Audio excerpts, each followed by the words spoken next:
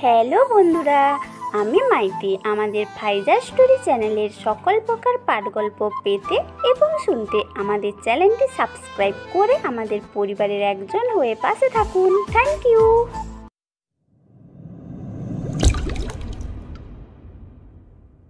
মা মা তাড়াতাড়ি খেতে দাও, আমার দেরি হয়ে যাচ্ছে।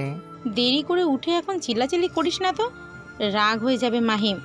ও আম্মা, তুমি আমার লক্ষ্মী আম্মু, তাড়াতাড়ি খেতে দাও, আমার আজ ভার্সিটিতে যেতে হবে।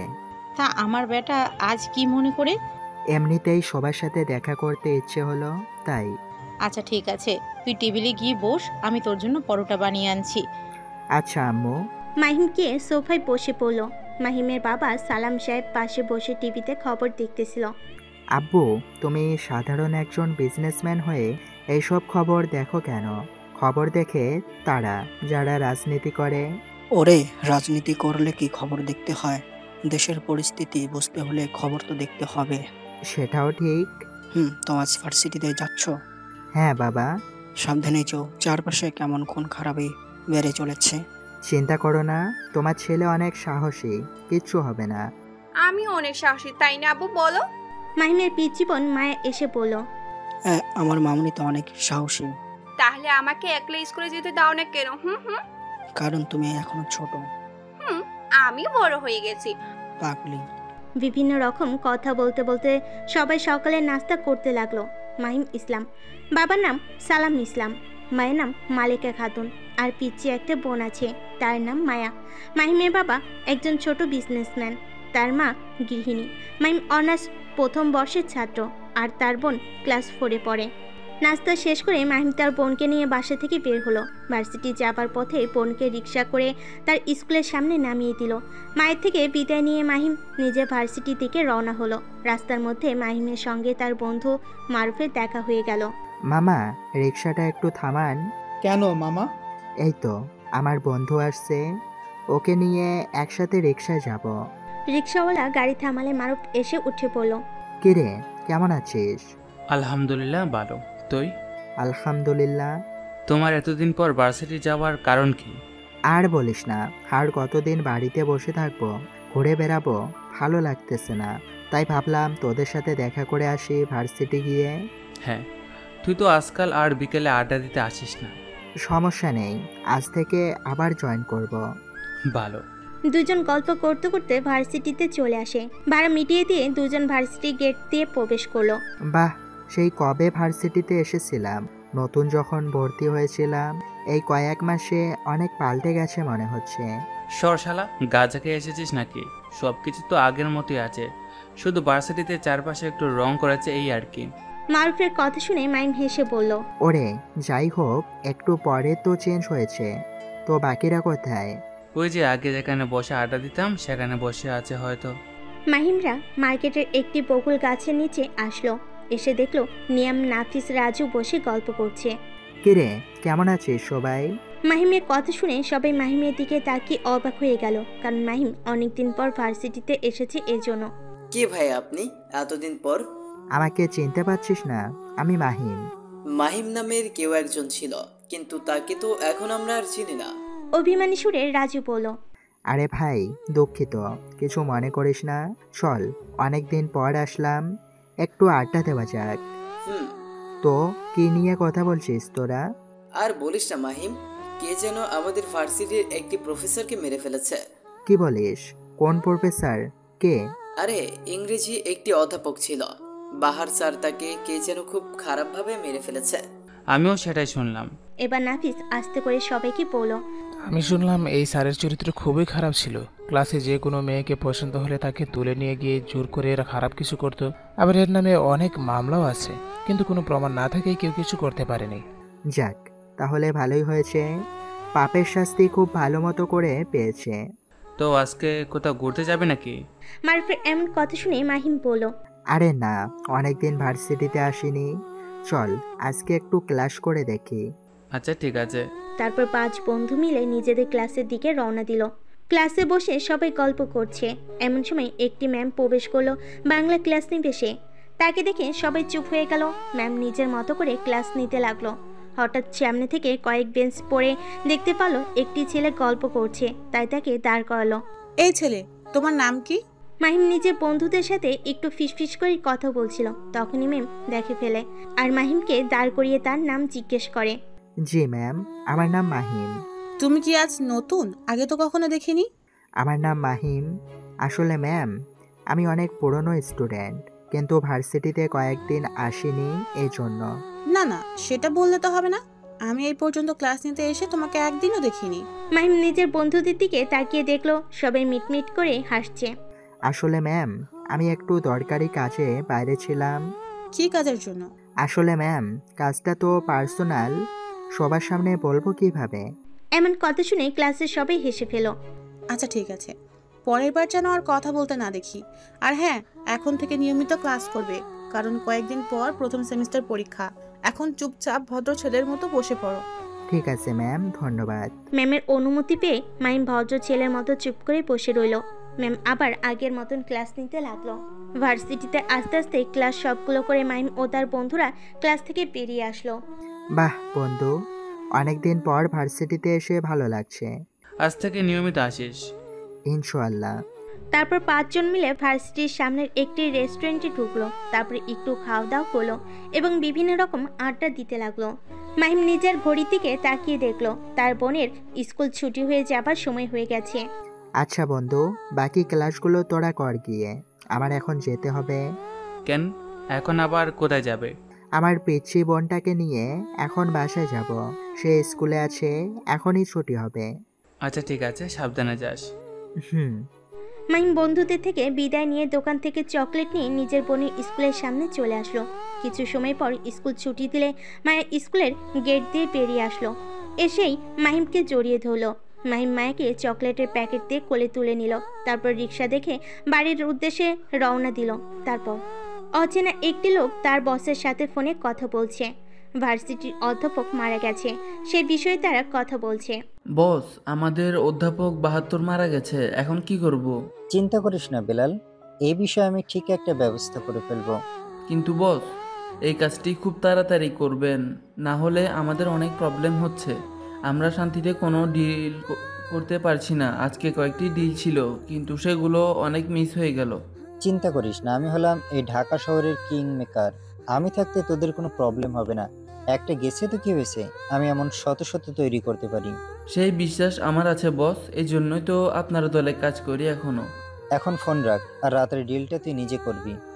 আমি কেমনে বস? যতদিন না নতুন লোক ঠিক করব ততদিন তুই এই কাজগুলো দেখাশোনা করবি, বুঝতে পেরেছিস? আচ্ছা ঠিক আছে বস, আপনার কথাই রইল। আপনার এই কাজগুলো করে দেওয়া তো আমার ভাগ্যের ব্যাপার। আচ্ছা ঠিক আছে, এখন ফোন রাখ। বেলাল নামের একটি অপরিচিত লোকের সাথে কথা বলে নিজের ফোন কেটে দিল। তারপর মাহিম বিকেলে ঘুম থেকে উঠে আসরের সালাত আদায় করে বন্ধুদের সাথে আড্ডা দিবে বলে বাসা থেকে বের হলো। হাঁটতে হাঁটতে 4 রাস্তার মোড়ের উপর চলে আসলো, যেখানে একটি টং দোকান আছে। গিয়ে দেখলো মারুফ রাজু বসে আছে, বাকি 2 জন এখনো আসেনি। কিরে ভাই, ওরা 2 জন কই? এখনই চলে আসবে, ফোন দিয়েছিলাম। তো এলাকায় থাকবে নাকি বাইরে ঘুরতে যাবে? ওরা 2 জন না আসলে কিছু বলা যাচ্ছে না। তো বসে আছিস কেন? এখন চা অর্ডার কর। মারুফের কথা শুনে রাজু 3 কাপ চা অর্ডার করলো। কিছু সময়ের মধ্যে চা রেডি হয়ে গেল। 3 জন চা খাচ্ছিল আর গল্প করছিল। এরই মাঝে বাকি 2 জন মানে নাফিস আর নিয়ম চলে আসলো। কিরে, তোরা আমাদের বাদে চা খাওয়া শুরু করে দিয়েছিস? এই যে তোরা আসতে লেট করতেছিলি, তাই ভাবলাম আমরা 1 কাপ করে আগে খেয়ে নেই। ভালোই করেছিস। মামা, আর 2 কাপ চা দাও। মাহিম বলল। 5 বন্ধু মিলে গরম চা খেতে লাগলো এবং বিভিন্ন রকমের আড্ডা দিতে লাগলো। এভাবে যে কখন সন্ধ্যা গড়িয়ে আসলো টেরই পেল না। 5 বন্ধু আর কিছু সময় গল্প করে যে যার রাস্তায় চলে গেল। মাহিম দেখলো যে তার বাসায় যেতে অনেক লেট হবে এবং এলাকায় গিয়ে নামাজ পড়তে পারবে না, তাই পাশের একটি মসজিদে ঢুকে সালাত আদায় করে নিল। সন্ধ্যা গড়িয়ে একটু রাত হয়েছে। এরই মাঝে মাহিমের ফোনে তার বাবার ফোন আসলো। হ্যাঁ বাবা, বলো। সন্ধ্যা গড়িয়ে রাত হতে চললো, আর তুই এখনো বাইরে কি করছিস? এই তো বাবা আসছি, নামাজ পড়ে বের হতে একটু লেট হয়ে গেল। হ্যাঁ, তাড়াতাড়ি আয়। মাহিম ফোন কেটে দিয়ে হাঁটতে লাগলো। তখনই তার পাশ দিয়ে একটি মোটর বাইক চলে গেল, কিন্তু হঠাৎ বাইক থেকে একটি ছোট প্যাকেট পড়ে গেল। মাহিম দেখার আগেই গাড়িটি চোখের আড়াল হয়ে গেল। মাহিম গিয়ে প্যাকেট তুলে দেখে প্যাকেটের মধ্যে আঠা জাতীয় কিছু। তুলে হালকা নাকারি দিয়ে দেখলো যে এটা আঠা না, ড্রাগস তো তাও খুব রেয়ার। এগুলো তো খুবই উন্নত মানের ড্রাগস। তার মানে আমার এই এলাকা দিয়ে ড্রাগস পাচার হয়, পুলিশকে তো জানাতে হচ্ছে। মাহিম পুলিশকে ফোন দিতে গিয়েও কি যেন একটা চিন্তা করলো। তারপর ফোন না দিয়ে ড্রাগসের প্যাকেট নিয়ে নিজের বাসার উদ্দেশ্যে রওনা দিল। যে লোকটি মোটর সাইকেল নিয়ে ড্রাগস পাচার করতে যাইতেছিল সে নির্দিষ্ট স্থানে পৌঁছে গেল। এগিয়ে দেখলো ড্রাগস নিয়ে লোকে চলে এসেছে। আসতে এত সময় লাগলো কেন? আসলে একটু সমস্যা হয়েছিল তাই। আচ্ছা ঠিক আছে, প্যাকেটগুলো তাড়াতাড়ি দাও। আগে টাকা। ঠিক আছে। অপর লোকটি টাকার ব্রিফকেস বের করে টাকাগুলো দেখালো এবং বেলাল নিজের ব্যাগ থেকে ড্রাগসগুলো দেখলো। তখন খেয়াল করলো যে এক প্যাকেট কম আছে, এই জন্য অপর লোকটি বলল, আমার সাথে ধোকা, তুই আমাকে এক প্যাকেট কম দিতেছিস। আরে না, তোকে ধোকা দিয়ে আমার কি লাভ? নিশ্চয়ই এখানে থেকে একবারে আসার সময় পড়ে গেছে। তুই আমার সাথে বেইমানি করতেছিলি? আরে বিশ্বাস করেনি, আমি বেইমানি করিনি। পেট কম আছে তো তাই এক পকেট থেকে টাকা দিতে হবে না, তবুও আমার কথা বিশ্বাস করেন। লোকটা কিছু একটা ভেবে ঠিক আছে বলল। তারপরে দুইজন ডিল ফাইনাল করে যে যার মতো চলে গেল। বেলাল যেতে যেতে চারপাশে তাকিয়ে খুঁজতে লাগলো যে প্যাকেটটি কোথায় পড়তে পারে। না, ব্যাগটি তো কোথাও দেখছি না। বসকে গিয়ে এই কথা বললে আমাকে কি আস্ত রাখবে, এই চিন্তায় আছি আমি। একটি সেক্রেটারি রুমে বসে আছে এক অচেনা ব্যক্তি। অন্ধকারের জন্য তার মুখ দেখা যাচ্ছে না। হঠাৎ নিজের কম্পিউটার চালু করলো। কম্পিউটারের আলোতে তার মুখ আপছে আপছে বোঝা গেল। কম্পিউটার নিয়ে বেশ কিছু সময় ঘাটাঘাটি করলো। তারপর ফোন দিয়ে নিজের কাউকে কল দিল। হ্যালো। জি বস, বলেন। আমার জন্য একটা কাজ করতে হবে। অ্যানকে। কি কাজ করতে হবে বস? তুমি এ রাস্তার প্রতি নজর রাখবে আর এই এলাকায় সিকিউরিটি একটু বাড়িয়ে দাও, তবে ছদ্মবেশে। কেন বস? আমার মনে হচ্ছে এই এলাকায় খুবই খারাপ কাজ হয়ে যাচ্ছে, যেটা আমরা জানতেও পাচ্ছি না। খারাপ কাজ হলে তো আমরা জানতে পারতাম। তাছাড়া যে এই খারাপ কাজের মাথা, আমরা তাকে তো মেরে ফেলেছি। তুমি ভুলে যেও না আমি মাফিয়া কিং। এমনি এমনি আমার সন্দেহ হয় না। সেটা ঠিক বলেছেন। হ্যাঁ, এই জন্য কাল থেকে এই খোঁজ খবর নিও। আচ্ছা ঠিক আছে বস। তারপর এমকে ফোন কেটে দিয়ে কিছু সময় পর সেই সিক্রেট রুম থেকে বেরিয়ে আসলো। তারপর রাতে খেতে বসেছে মাহিম ও তার পরিবার। মাহিম, আমি বলছিলাম কি, আমার এই ছোটখাটো বিজনেস তুমি দেখাশোনা করবে। কিন্তু আমি কেন? আব্বু, আমার তো এখনো পড়াশোনা শেষ হয়নি। সেটা আমি জানি, কিন্তু তুমি যদি এখন থেকে দেখাশোনা করো তাহলে তুমি আস্তে আস্তে সব বুঝে যাবে। আচ্ছা ঠিক আছে আব্বু। আব্বু, আমার একটা ভিডিও গেম লাগবে। মায়া বলো, ভিডিও গেম খেলতে হয় না সোনা, এটা খুব খারাপ।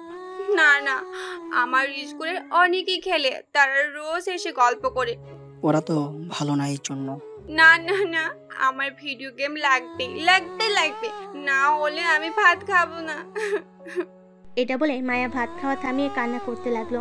মায়া তো পরিবারের সবার প্রিয়, তাই কেউ সহ্য করতে পারলো না। মাহিম সবার আগেই বলে ফেল, আচ্ছা ঠিক আছে, আমি কালকে তোর সাথে গিয়ে তোকে ভিডিও গেম কিনে দিব, তবুও কান্না করিস না। তুমি বললে হবে না, আব্বুকে বলতে হবে। মায়া মামুনি জেদ করে না। এটা বলে শুনবো না, আমার ভিডিও গেম লাগবে, এই আব্বু কিনে দাও না। আচ্ছা ঠিক আছে, মাহিমের সঙ্গে কাল গিয়ে কিনে নিয়ে এসো। সত্যি? আমার লক্ষ্মী আব্বু। মায়ের খুশি দেখে তিনজনই মুচকি হেসে ফেল। তারপর রাতের খাওয়া দাওয়া করলো। তারপর প্রতিদিনের মতন সকালে ফ্রেশ হয়ে খাওয়া দাওয়া করে মাহিম তার বোনকে নিয়ে বের হলো। সপ্তাহে আজ বৃহস্পতিবার, তাই মায়ের হাফ স্কুল। ভাইয়া আজ তাড়াতাড়ি আসবে। কেন? তুমি কি ভুলে গেছো আজ আমার হাফ স্কুল? আচ্ছা ঠিক আছে পাগলি। হ্যাঁ, আর আজকে ভিডিও গেম কিনতে যাবে, মনে থাকে যেন। মাহিম তার বোনকে স্কুলে নামিয়ে দিয়ে ভার্সিটিতে চলে আসলো। তারপর সব ক্লাস করে ঠিক টাইমে তাড়াতাড়ি করে বন্ধুদের থেকে বিদায় নিয়ে বেরিয়ে আসলো, কারণ আজকে তার বোনের সাথে একটু মার্কেটে যেতে হবে। স্কুলের সামনে এসে দেখলো মায়া দাঁড়িয়ে আছে। ইসরে, মায়া তো মনে হচ্ছে অনেকক্ষণ থেকে দাঁড়িয়ে আছে। এখন আমি যে কি বলবো? মাহিম মনে মনে বলল, তোমার আসতে এত সময় লাগে, আমি কখন থেকে দাঁড়িয়ে আছি। সরি বোনু, একটু ক্লাস ছিল তাই বের হতে লেট হয়ে গেল। এখন এত কথা বাদ দিয়ে তাড়াতাড়ি মার্কেটে চলো। আচ্ছা ঠিক আছে। মাহিম তার বোনকে নিয়ে মার্কেটে আসলো। তারপর মায়ের পছন্দ অনুযায়ী একটা ভিডিও গেম কিনে দিল। গেম পেয়ে তো মায়া খুব খুশি। তারপর চেয়ারের উপর পায়ের উপর পা তুলে বসে আছে এক মধ্যবয়স্ক লোক। মুখটা সম্পূর্ণ বোঝা যাচ্ছে না। আর তার সামনে দাঁড়িয়ে মাথা নিচু করে আছে বেলাল। বস, এবারের মতন আমাকে মাফ করে দিন। কিভাবে তোকে মাফ করব বল? তুই আমার কোটি টাকার জিনিস হারিয়ে ফেলেছিস। প্রথমবার ডিল করতে গিয়ে তুই যদি এমন লস খাওয়াস, তাহলে পরের বার এমন করবি সেটার কোনো ধারণা নেই। বস, আমার ভুল হয়ে গিয়েছে, এবারের মতন আমাকে মাফ করে দিন, আর একটি চান্স দিন। তারপর মধ্যবয়স্ক লোকটি কিছু একটা চিন্তা করলো। প্লিজ বস, এবার মতো আমাকে মাফ করে দিও, আর একটিবার সুযোগ দিন। আচ্ছা ঠিক আছে, আর একবার সুযোগ দিলাম, কিন্তু এবার ভুল হলে তোকে আর ছেড়ে দিব না বলে দিলাম। ঠিক আছে বস। আর হ্যাঁ, প্যাকেটটি খুঁজে বের করার চেষ্টা কর। আচ্ছা। এখন যা। বেলাল তার বসের সাথে কথা বলে চলে গেল। তার বস কিছু একটা চিন্তা করতে লাগলো। তখনই তার ফোনে একটি কল আসলো। ফোন রিসিভ করে কথা বলতে লাগলো।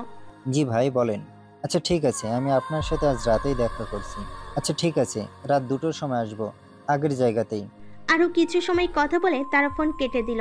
তারপর মাহিম নিজের রুমে দাঁড়িয়ে ফোনে কারোর সাথে কথা বলছে। মাহিম ইয়ার কি করে বলল, জি স্যার বলেন। তোমাকে যে কাজটি দিয়েছিলাম সেটা কত দূর? এখনো তেমন পাকাপোক্ত প্রমাণ পাইনি, তাই তাকে কিছু করতে পারিনি।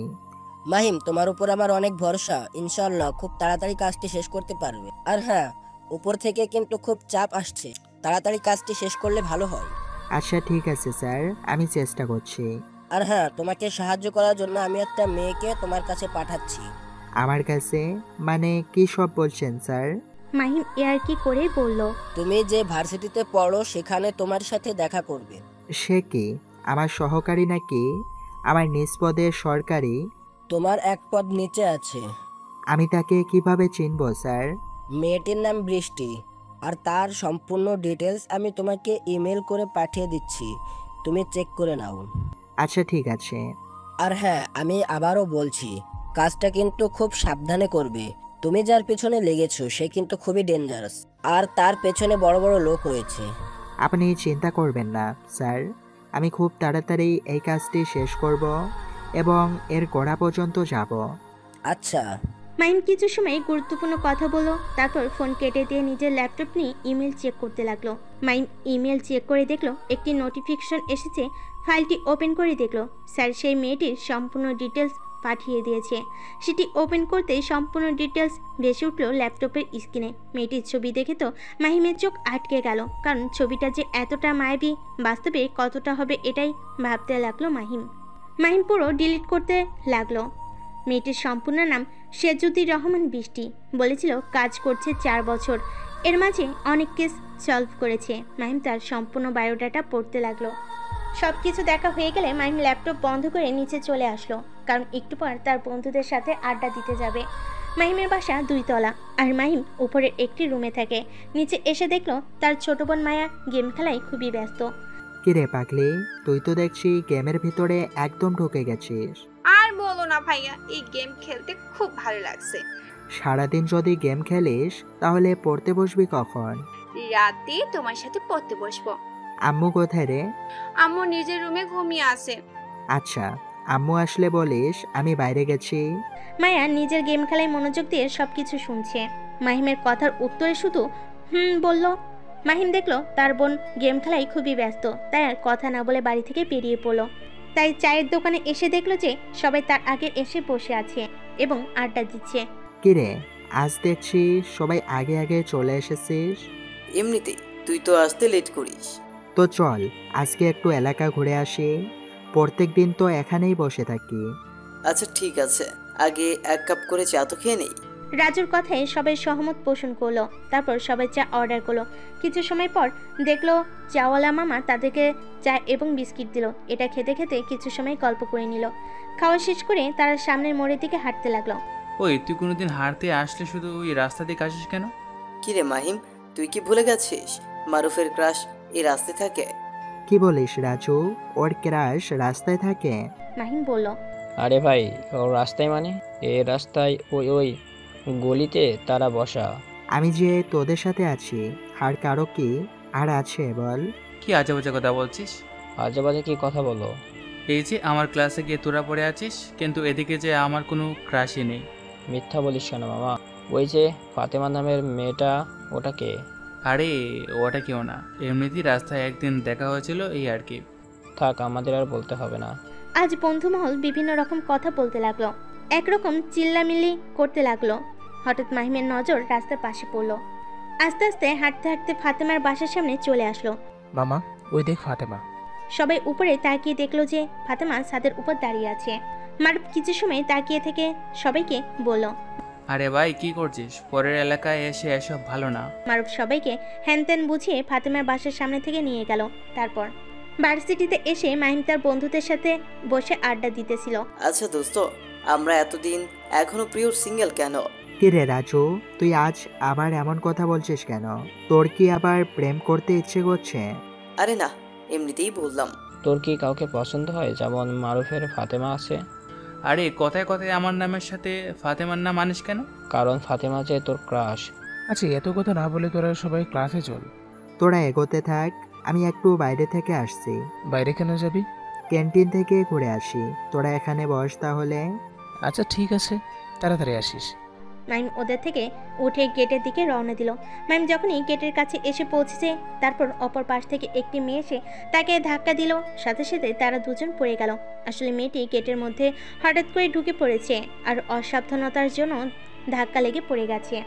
মাইম তো মেয়েটির চোখের দিকে তাকিয়ে মনে হচ্ছে কোনো এক অজানা রাজ্যে হারিয়ে গেছে। মেয়েটি কিছু সময় তাকিয়ে থেকে মাহিমের গায়ের উপর থেকে উঠে দাঁড়ালো। এই যে মিস্টার, দেখে শুনে চলতে পারেন না? হুম। এই যে মিস বৃষ্টি, আপনি দেখে শুনে চলতে পারেন না? এক মিনিট, আপনি আমার নাম জানলেন কিভাবে? আপনি কি আমাকে ফলো করেন? এবার মাহিম একটু বৃষ্টির কাছে এগিয়ে গিয়ে বলল, একজন পুলিশ অফিসার হয়ে এমন বোকামির কথা বললে কি চলে মিস বৃষ্টি? মাহিমের এমন কথা শুনে বৃষ্টি হতবাক হয়ে গেল, কারণ সে যে পুলিশ অফিসার এটা ভার্সিটির কেউ জানে না। তারপর বৃষ্টি কিছু একটা মনে পড়ল। আপনি মাহিম স্যার? হতেও পারি। সে যাই হোক, ভালো করে চিনে নিও, কারণ আমরা এখন একই ভার্সিটিতে পড়ব। তবে একটা কথা, কারোর সামনে যেন তোমার আমার কারো পরিচয় প্রকাশ না পায়। ঠিক আছে স্যার। স্যার না, মাহিম বলে ডাকবে। কিন্তু? কোনো কিন্তু না, এখন আমরা একসাথেই পড়ব, তাই এত ফর্মালিটি দেখাতে হবে না। আচ্ছা। এখন তুমি ক্লাসে যাও, আমি একটু বাইরে থেকে আসছি। আর হ্যাঁ, কাজগুলো খুব সাবধানে করবে। আচ্ছা। মাহিম ক্যান্টিনে গিয়ে দরকারি কাজ করে আবার ফিরে আসলো বন্ধুদের কাছে। কি রে বন্ধু, মেয়েটিকে যার সাথে গেটের কাছে কথা বলছিলি? আরে মেয়েটা নতুন তো, কোথায় তার ক্লাস তাই জিজ্ঞাসা করছিল। ও আচ্ছা। তো মেয়েটিকে তোর পছন্দ হয়েছে নাকি? আরে ধুর, চিনি না, আর কিসের পছন্দ? ড্যাব ড্যাব করে তো ভালোই তাকিয়েছিলি। অনেক দেরি হয়ে গেছে, এখন ক্লাস আছে, চল। মাহিম কথা ঘুরিয়ে সবাইকে ক্লাসে যাওয়ার কথা বলল। মাহিমের কথা শুনে সবাই হাঁটতে হাঁটতে ক্লাসের দিকে যেতে লাগলো। মাহিম ক্লাসে এসে দেখলো বৃষ্টির সামনে বেঞ্চে বসেছে। মাহিম নিজের জায়গায় গিয়ে বসলো, তারপর যথা নিয়মে ক্লাস করতে লাগলো। রাত 12টা। ভার্সিটি গেট দিয়ে প্রবেশ করলো একটি মাইক্রো গাড়ি। গাড়িটি গিয়ে ভার্সিটির ভিতরের একদম কোণার বিল্ডিংয়ে থামলো। গাড়ি থেকে নেমে আসলো সাগর, হাতে তার মদের বোতল। হাঁটতে হাঁটতে কোনো একটি রুমের কাছে চলে আসলো। তারপর 2টা টোকা দিল, সাথে সাথে রুমের ভিতর থেকে দরজা খুলে গেল। তারপর রুমের ভিতরে প্রবেশ করলো সাগর। এই রুমটা বাইরে থেকে অনেক পুরনো, কিন্তু ভিতরে খুবই পরিপাটি এবং চারপাশে শুধু ড্রাগ, ইয়াবা আর অন্যান্য মাদক দ্রব্য। সাগর ভার্সিটির ভিপি হওয়ার কারণে তার অনুমতি ছাড়া এই রুমে কেউ আসতে পারে না। আর এই রুমটিতে যে এত কিছু আছে কেউ জানে না, বলতে গেলে কারোর আন্দাজে নেই। তো আজকের দিনের মালগুলো প্যাকেট করা হয়ে গেছে তো? জি বস, আপনি বলার সাথে সাথে আমি করে ফেলেছি। আচ্ছা ঠিক আছে, প্যাকেটগুলো তাড়াতাড়ি বিট কেসে ভরে একজন নিয়ে যা। আজ কোথায় ডিল হবে তোরা জানিস তো? জি বস। ঠিক আছে, সাবধানে যাবে। আর হ্যাঁ, কোনো যদি গাফিলতি করেছিস তাহলে একটাকেও জ্যান্ত রাখবো না। সাগর একটু রেগে গিয়ে বলল, ঠিক আছে বস। সাগর একটা চেয়ারে বসে মদ পান করতে লাগলো আর তাদের কাজ কারবার দেখতে লাগলো। সাগর এটা প্রতিনিয়ত কাজ, কিন্তু প্রমাণের অভাবে কেউ কিছু বলতে পারে না। ভার্সিটির একমাত্র দারোয়ান ছাড়া কেউ জানে না যে সাগর রোজ এখানে আসে। ড্রাগসগুলো প্যাকেট করা হয়ে গেলে দুজন লোক বিটকেস নিয়ে ভার্সিটি থেকে বেরিয়ে গেল। বাইরে এসে দেখলো আরও একটি গাড়ি দাঁড়িয়ে আছে, যে গাড়িতেই তাদেরই লোক রয়েছে। দুজন গাড়িতে উঠে নির্দিষ্ট গন্তব্যের দিকে যেতে লাগলো। অন্যদিকে সাগর মাতাল হয়ে পাশে একটি রুমে গেল, যেখানে একটি মেয়েকে অবচেতন অবস্থায় পড়ে আছে। হয়তো তাকে বেশি ড্রাগস দেওয়া হয়েছে, এজন্য অজ্ঞান হয়ে আছে। সাগর ভিলেন হাসি দিয়ে মেয়েটির দিকে এগিয়ে গেল। এ মা, আর কত ঘুমাবি? হ্যাঁ, তাড়াতাড়ি ওঠ, আমার সাথে একটু মস্তি কর। কি রে, ওঠ। কথাগুলো বলে সাগর মেয়েটিকে লাথি মারল, কিন্তু মেয়েটির কোনো হুঁশ নেই। সাগর একজনকে ডেকে পানি আনতে বলল। সাগরের একজন লোক পানি এনে দিলে সাগর মেয়েটির মুখের উপর সব পানি ঢেলে দিল। তারপর সাগরের ইশারায় লোকটি বেরিয়ে গেল। মেয়েটির সম্পূর্ণ জ্ঞান ফিরে না পেলেও আবছা আবছা তার নড়াচড়া পৌঁছে গেল।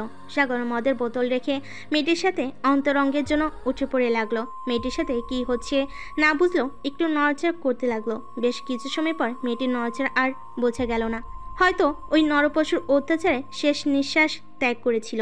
সাগর নিজের কাজ শেষ করে মেয়েটির পাশে শুয়ে পড়ল। আজ এই কাজ নতুন না, এর আগেও সাগর অনেক মেয়ের জীবন নিয়ে এইভাবে খেলা করেছে। ভার্সিটি যাকে পছন্দ হোক না কেন, যদি ভাগ্যে পায় তো সাগরের লোক তুলে নিয়ে এসে এখানে রেখে দেয়, আর প্রতিনিয়ত সাগর এসে তার সাথে চাহিদা মেটায়। এমকে আর এনকে দুজন ফোনে কথা বলছে। বস, আপনি সেদিন বলেছিলেন যে ওই রাস্তায় আমাদের লোক পাহারা দিত সিগারেট ভাবে। আমি সেই কাজটি করেছিলাম, তো একটি কথা জানতে পেরেছি। কি? বস, সেই লোকটি ড্রাগস খোঁজার জন্য হন্য হয়ে খুঁজছে। কারা করছে জানতে পেরেছ? না, বাস্তবে এটা মনে হচ্ছে যে সে খুব তাড়াতাড়ি সেই লোকটিকে খুঁজে পেয়ে যাবে। এনকের কথা শুনে এমকে মুচকি হেসে বলল, আচ্ছা ঠিক আছে, তাকে সব কিছু কোনো বাধা ছাড়া করতে দাও। আচ্ছা ঠিক আছে বস। আর বস, আজকের যে ড্রাগস ডিল হবে সেই জায়গায় কে যাবে? আজকে না হয় আমি যাচ্ছি, দেখি আমার এলাকায় থেকে কিভাবে ড্রাগস ডিল করে। তাছাড়া আমিও এর মাথা দেখতে চাই। আচ্ছা বস। এমকে আরো সময় কথা বলে কিছু প্ল্যান করে ফোন রেখে দিল। খুব তাড়াতাড়ি এই সকলের বসকে আমি খুঁজে পেয়ে যাব, তখন তাকে নির্মম মৃত্যু দেব আর বুঝিয়ে দেব এই মাফিয়া কিং এমকে কতটা ভয়ানক হতে পারে খারাপের জন্য। এটা বলে এমকে নিজের রুম থেকে বেরিয়ে বাইক নিয়ে কোথায় চলে গেল। অন্ধকার এক রাস্তায়। এখানে রাত 10টার পর লোকজনের আসা যাওয়া নেই বলে চলে। সাগরের লোকগুলো সেই রাস্তায় এসে থামলো। কিছু সময় অপেক্ষা করার পর পাশ থেকে আরেকটি গাড়ি আসলো। গাড়ি থেকে কয়েকজন লোক নামলো। এটা থেকে সাগরের লোকগুলো নামলো। তোদের আসতে এত লেট হলো কেন? এমনিতেই। তুই মালগুলো নিয়ে এসেছিস তো? মাল নিয়ে তোদের চিন্তা করতে হবে না, আমার বস কখনো কাউকে ঠকায় না। তোরা টাকা এনেছিস তো? টাকা নিয়ে চিন্তা করিস না। আচ্ছা টাকাগুলো দে। তুইও মাল দেখে আগে। সাগরের লোকগুলো বিটকেস করে আনা ড্রাগসগুলো দেখালো, আর অপরদিকে লোকগুলো বিটকেস করে টাকা দেখালো। আচ্ছা ঠিক আছে, আর কথা হবে না, বাইরে তাড়াতাড়ি পরিবর্তন করি। লোকটির কথা শুনে তাড়াতাড়ি করে ব্যাগ এক্সচেঞ্জ করে নিল। তোর বসকে গিয়ে বলিস এরপর এবার আরো মাল লাগবে। যত লাগবে জানাস, চিনতে নেই, আমার বসের কাছে অঢল মাল আছে। রাস্তার যেই পাশে খুবই অন্ধকার। মোবাইলে ফ্ল্যাশে তারা কথা বলছিল, কিন্তু হঠাৎ করে একটি বড় লাইট এসে তাদের গাড়ির উপর পড়লো। আবার তাকিয়ে দেখলো দূরে কেউ মোটরসাইকেল নিয়ে বসে আছে। এই সময় এখানে কে আসতে পারে, এটা নিয়ে সবাই ভয় খেয়ে গেল। এই কে রে আমাদের গাড়ির উপর লাইট মারছিস? আমি কে তোরা একটু পরে বুঝতে পেরে যাবি। তার আগে বল, এই খারাপ ব্যবসা তোরা কতদিন ধরে করে আসছিস? কে রে তুই যে তোকে আমরা বলতে বাধ্য হব এখান থেকে চলে যা, না হলে মেরে পুঁতে দেব। লোকের কথা শুনে বাইকের উপর বসে থাকা লোকটি একটু হাসলো। ড্রাগস আর টাকাগুলো দিয়ে তোরা চলে যা, তাহলে বেঁচে যাবে। একটা কেউ জ্যান্ত রাখবো না। তোর যদি সাহস থাকে তোর সামনে এসে কথা বল, অমন লুকিয়ে কথা বলিস কেন? একজনের এমন কথা শুনে লোকটি হাসলো, তারপর বাইকের লাইট অফ করে দিল। যারা ডিল করতে এসেছিল হঠাৎ তাদের অনুভব হলো যে তাদের মাঝে অন্য কেউ এসে দাঁড়িয়েছে। সাথে সাথে মাথা উপরে তুলে দেখলো যে এক আগন্তুক, তার গায়ে ভিন্ন রকমের পোশাক, সারা শরীরে ডার্ক ব্লু কালারের পোশাক, মুখে ড্রাগন মাস্ক। কে তুই? এমকে। এমন পরিচয় পেয়ে সবাই ভরকে গেল, কারণ এই মাফিয়া জগতে যারা আছে তাদের মাঝে এমকে যে কতটা ভয়ানক সেটা সবাই জানে। এমকের ভয়ে খারাপ মাফিয়াগুলো কোনো কাজ করতে পারে না শান্তিতে, তবুও রাতের আধারে লুকিয়ে লুকিয়ে তারা কাজ করে। কিন্তু সাগরের লোকগুলো ভাবতে পারেনি যে তারা আজ ধরা খেয়ে যাবে। ভিতরে ভিতরে ভয় পেলেও উপরে সাহস নিয়ে আছে। এমন একটা প্রোডাক্ট এসে নিজেকে এমন দাবি করলি যে আমরা বিশ্বাস করে নেব?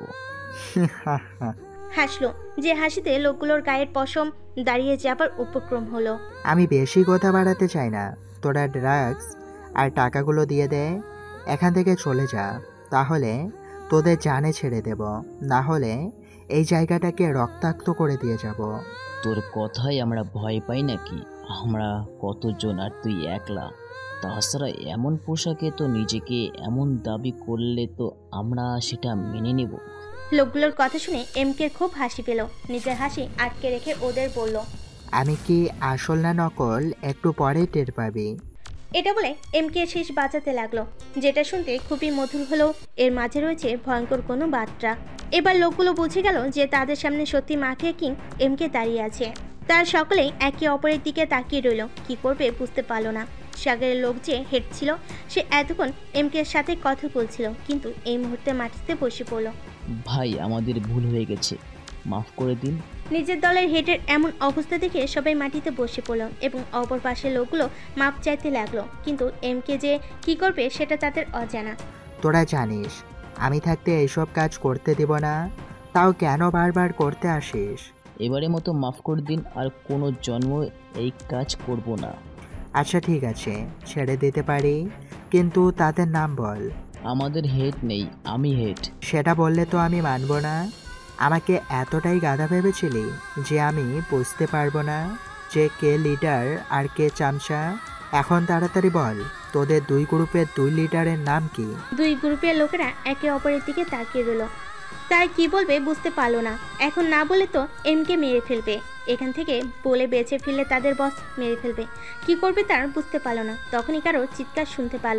সাথে সাথে দুজন পিছনে তাকিয়ে দেখলো যে তাদের লোকগুলো রক্তাক্ত অবস্থায় পড়ে আছে। দুজন সামনে তাকিয়ে বুঝে গেল এমকে এর লোক আশেপাশে আছে এবং লোকেদেরকে মেরেছে। প্লিজ ভাই আমাদের মারবেন না, আমরা তো ছোটোখাটো মর্চা, আমাদের মেরে আপনার হাত গন্ধ করে কি লাভ? বুদ্ধিমানের কথা বলেছিস, তাহলে বলে দে তোদের বসের নাম কি? আমাদের বসের নাম যদি বলি তাহলে আমাদের মেরে ফেলবে। আরে তোরা যদি বসের নাম না বলিস তাহলে আমি তোদের নির্মমভাবে মৃত্যু দেব।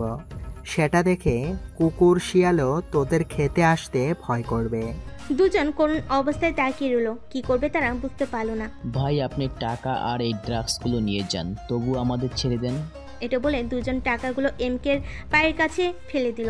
টাকাগুলো তো আমি নিয়ে যাবই, সাথে তোদের জানটাও, যদি তোরা তোদের বসের নাম না বলিস। এমকে রেগে গিয়ে অনেক জোরে কথা বলল, যা শুনে দুজনেই ভয়ে কাঁদতে লাগলো। বন্দুক বের করে দুজনের দিকে তাক করলো। বলছি ভাই বলছি, আমাদের বসের নাম বলছি, তবু আপনি আমাদের মারবেন না।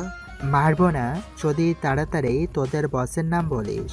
আচ্ছা ঠিক আছে বলছি, আমার বসের নাম হলো রিকি। মন্ত্রীর ছেলে রিকি? জি।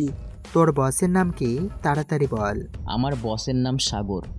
কোন সাগর? ভার্সিটিতে সভাপতি সে নাকি? দুইজনের বসের নাম জানতে পেরে এমকে মুচকি হাসলো, সেটা তার মাস্কের আড়ালে রয়ে গেল। এই দুটোকে তুলে নিয়ে গিয়ে আমার গোদামে রাখ আর টর্চার করতে থাক, যেন ওর বসের প্রকৃতির কথা মুখ দিয়ে বড়বড় করে বলে দেয়। এই কথা শুনে দুজনই ভয়ে মাটিতে লুটিয়ে পড়ল। তারা দুজন জানে যে এমকে এর ভরসার কতটা ভয়ানক। ভাই আমাদের টর্চার করতে হবে না, আমরা এমনিতেই বলে দেব। এমকে তাদের কোনো কথা না শুনে বাইকের কাছে চলে গেল, আর কয়েকজন লোক এসে বাকি দুজনকে গাড়িতে তুলে নিয়ে চলে গেল। এমকে কিছু একটা মনে করে আবার ঘুরে এসে লাইটার দিয়ে দুইটা গাড়িতে আগুন জ্বালিয়ে দিল।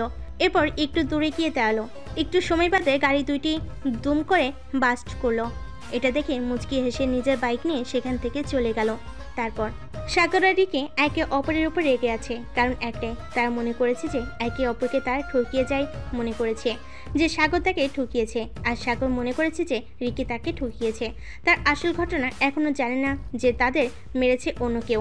সাগর রেগে গিয়ে রিকিকে ফোন দিল। রিকি তুই কিন্তু কাজটা ভালো করিসনি। তুইও তো কাজটা ভালো করিসনি। তুই আমার লোকেদের মেরে নিজের লোকের মরে যাওয়ার নাটক করেছিস, এটা কিন্তু একদম ভালো করিসনি। আরে তুই তো আমাদের লোককে মেরে নিজেদের লোকদের মরে যাওয়ার নাটক করেছিস। টাকা আর দুইটাই নিয়ে যে আত্মসাৎ করার চেষ্টা করছিস। এটা তো আমিও বলতে পারি যে তুই এটা করেছিস। আমি কেন করব?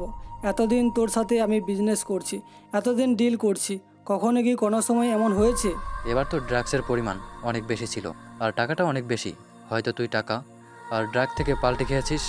এই কথাটা তো আমিও বলতে পারি যে তুই এমন করেছিস। দেখ সাগর, নিজেদের মাঝে ঝামেলা না করে সত্যি ঘটনা খুঁজে বের করার চেষ্টা কর। ঠিক আছে, তাহলে তুই আজ রাতেই আমার সাথে বারে দেখা কর। আচ্ছা। দুজন নিজেদের মাঝে কথা বলে ফোন কেটে দিল। তারপর বৃষ্টি, আজ থেকে আমাদের মিশন পুরোপুরি শুরু। উপর থেকে অর্ডার আসছে, মিশনটি খুব তাড়াতাড়ি শেষ করতে হবে। আমাকে কি করতে হবে? তোমাকে তেমন কিছুই করতে হবে না, কিন্তু চারপাশে খুব ভালোভাবে নজর রাখো ভার্সিটি। আচ্ছা ঠিক আছে। আর হ্যাঁ, এদের উপর এবং সেই সভাপতির উপর নজর করো। আমি একলা কিভাবে? তুমি একলা নাও, আরো অনেকেই আছে। আমার মতো অনেকেই আছে। সেটা তোমার অজানাই থাক। মুখ না ভাঙিয়ে এখন ক্লাসে যাও। কেন, তুমি যাবে না? তুমি যাও, আমি পরে আসছি। না হলে দুজনকে একসাথে দেখলে আমার বন্ধুরা তো আমাকে বুঝতেই তো পারছো আমি কি বলতে চাচ্ছি। হ্যাঁ, আমি খুব ভালো করেই বুঝতে পারছি। বৃষ্টি মুখ টিপে হেসে পড়ল। মাইম কিছু সময় বৃষ্টির হাসির দিকে তাকিয়ে রইল। বৃষ্টি যখন তার দিকে তাকিয়ে রয়েছে তাই নিজের মুচকি হাসা বন্ধ করে দিল। তারপর মাহিম অন্যদিকে তাকিয়ে পড়ল। আচ্ছা তুমি যাও, আমিও একটু পর আসছি। বৃষ্টি চলে গেল। মাইম কিছু সময় সেখানে দাঁড়িয়ে থেকে মাথার চুলে হাত বুলিয়ে পিছনে ঘুরে তাকিয়ে দেখল যে তার চার বন্ধু কিছুটা দূরে দাঁড়িয়ে হাসছে। মাইম বুঝে গেল তার কিছু না কিছু দেখেছে, তাই হাঁটতে হাঁটতে তাদের কাছে এগিয়ে গেল। কিরে হাসছিস কেন? তুই যে তলে তলে টেম্পো চালাস, এটা তো আগে বলিসনি। কিসের কথা বলছিস? মাহিম, তুই কেমন ভাবে কথা বলছিস যে মনে হচ্ছে তুই ফিডার দুধ খাস। সত্যি আমি বুঝতে পারিনি। ওই মেয়েটার সাথে তোর এত কথা কিসের? আরে বলিস না, ওই মেয়েটি সেদিনকে আমার কাছে এসে জিজ্ঞাসা করেছিল তার ক্লাস কোথায় পড়ে, নাকি আমাকে দেখেছে আমি তার ক্লাসে পড়ি, এই আর কি। মানে আমরা একসাথে পড়ি। ভাই, ছোটবেলা খেয়েছিলাম সুজি, তাই তোদের বিষয়ে একটু হলেও বুঝি। দেখ নাফিস, ডায়লগ মারা কম কর। মাহিম ও তার বন্ধুরা একটা ক্লাসের ভিতর প্রবেশ করলো। মাহিম মেয়েদের দিকে তাকিয়ে দেখলো যে বৃষ্টি এখনো আসেনি। ভাবলো হয়তো অন্য কোথাও গেছে, তাই লেট হচ্ছে। অন্যদিকে একজন ব্যক্তিকে বৃষ্টি সন্দেহ করে এজন্য তার পিছনে যেতে থাকে। বৃষ্টি ক্লাসে না গিয়ে সেই লোকটি পিছু করতে করতে ভার্সিটির একেবারে কোণায় চলে আসলো। লোকটি চারপাশে তাকিয়ে দেখলো কেউ আছে নাকি। চারপাশে ফাঁকা পেয়ে লোকটি সেই রুমের মধ্যে প্রবেশ করলো। বৃষ্টির সন্দেহ আরও গভীর হলো, তাই মাহিমকে কয়েকবার ফোন দিল, কিন্তু প্রতিবারই মাহিমের ফোন বেজে কেটে যাচ্ছিল। ধুর, ফোন রেখেছে কোথায় ছাই বুঝি না। গুরুত্বপূর্ণ সময় ফোন দিয়ে তাকে পাওয়াই যায় না। তারপর বৃষ্টি কিছু একটা ভেবে মাহিমকে মেসেজ করলো, কারণ বৃষ্টি ভাবলো হয়তো মাহিম এখন ক্লাসে আছে, এই জন্য। হঠাৎ কেউ একজন এসে বৃষ্টির মাথায় কিছু একটা দিয়ে আঘাত করলো। বৃষ্টি পিছনে ঘুরে যাবার আগে এসে মাটিতেই ঢলে পড়লো। যে লোকটি মেরেছে সে হলো ভার্সিটির একটা ছাত্র, নাম তার সজীব। সজীব চারপাশে তাকিয়ে দেখলো যে কেউ নেই, তাই তখন বৃষ্টিকে কোলে নিয়ে রুমের দরজার সামনে চলে আসলো। দুইবার টোকা দেওয়ার পর ভিতর থেকে দরজা খুলে দিল। সজীব বৃষ্টিকে নিয়ে রুমের ভিতর প্রবেশ করলো। এই মেয়েটা কে? শামীম জিজ্ঞেস করলো। আর বলিস না ভাই, আমি এখানে আসার সময় দেখেছি এই মেয়েটি রুমের বাইরে দাঁড়িয়ে কাকে যেন ফোন দিচ্ছে। আমার মনে হলো যে তুই একটু আগে রুমে ঢুকেছিস, মেয়েটি তখন তোকে দেখে ফেলেছে। আচ্ছা ঠিক আছে, মেয়েটিকে পাশে রুমে রেখে আয়, ভাই আসলে তারপর দেখছি কি করা যায়।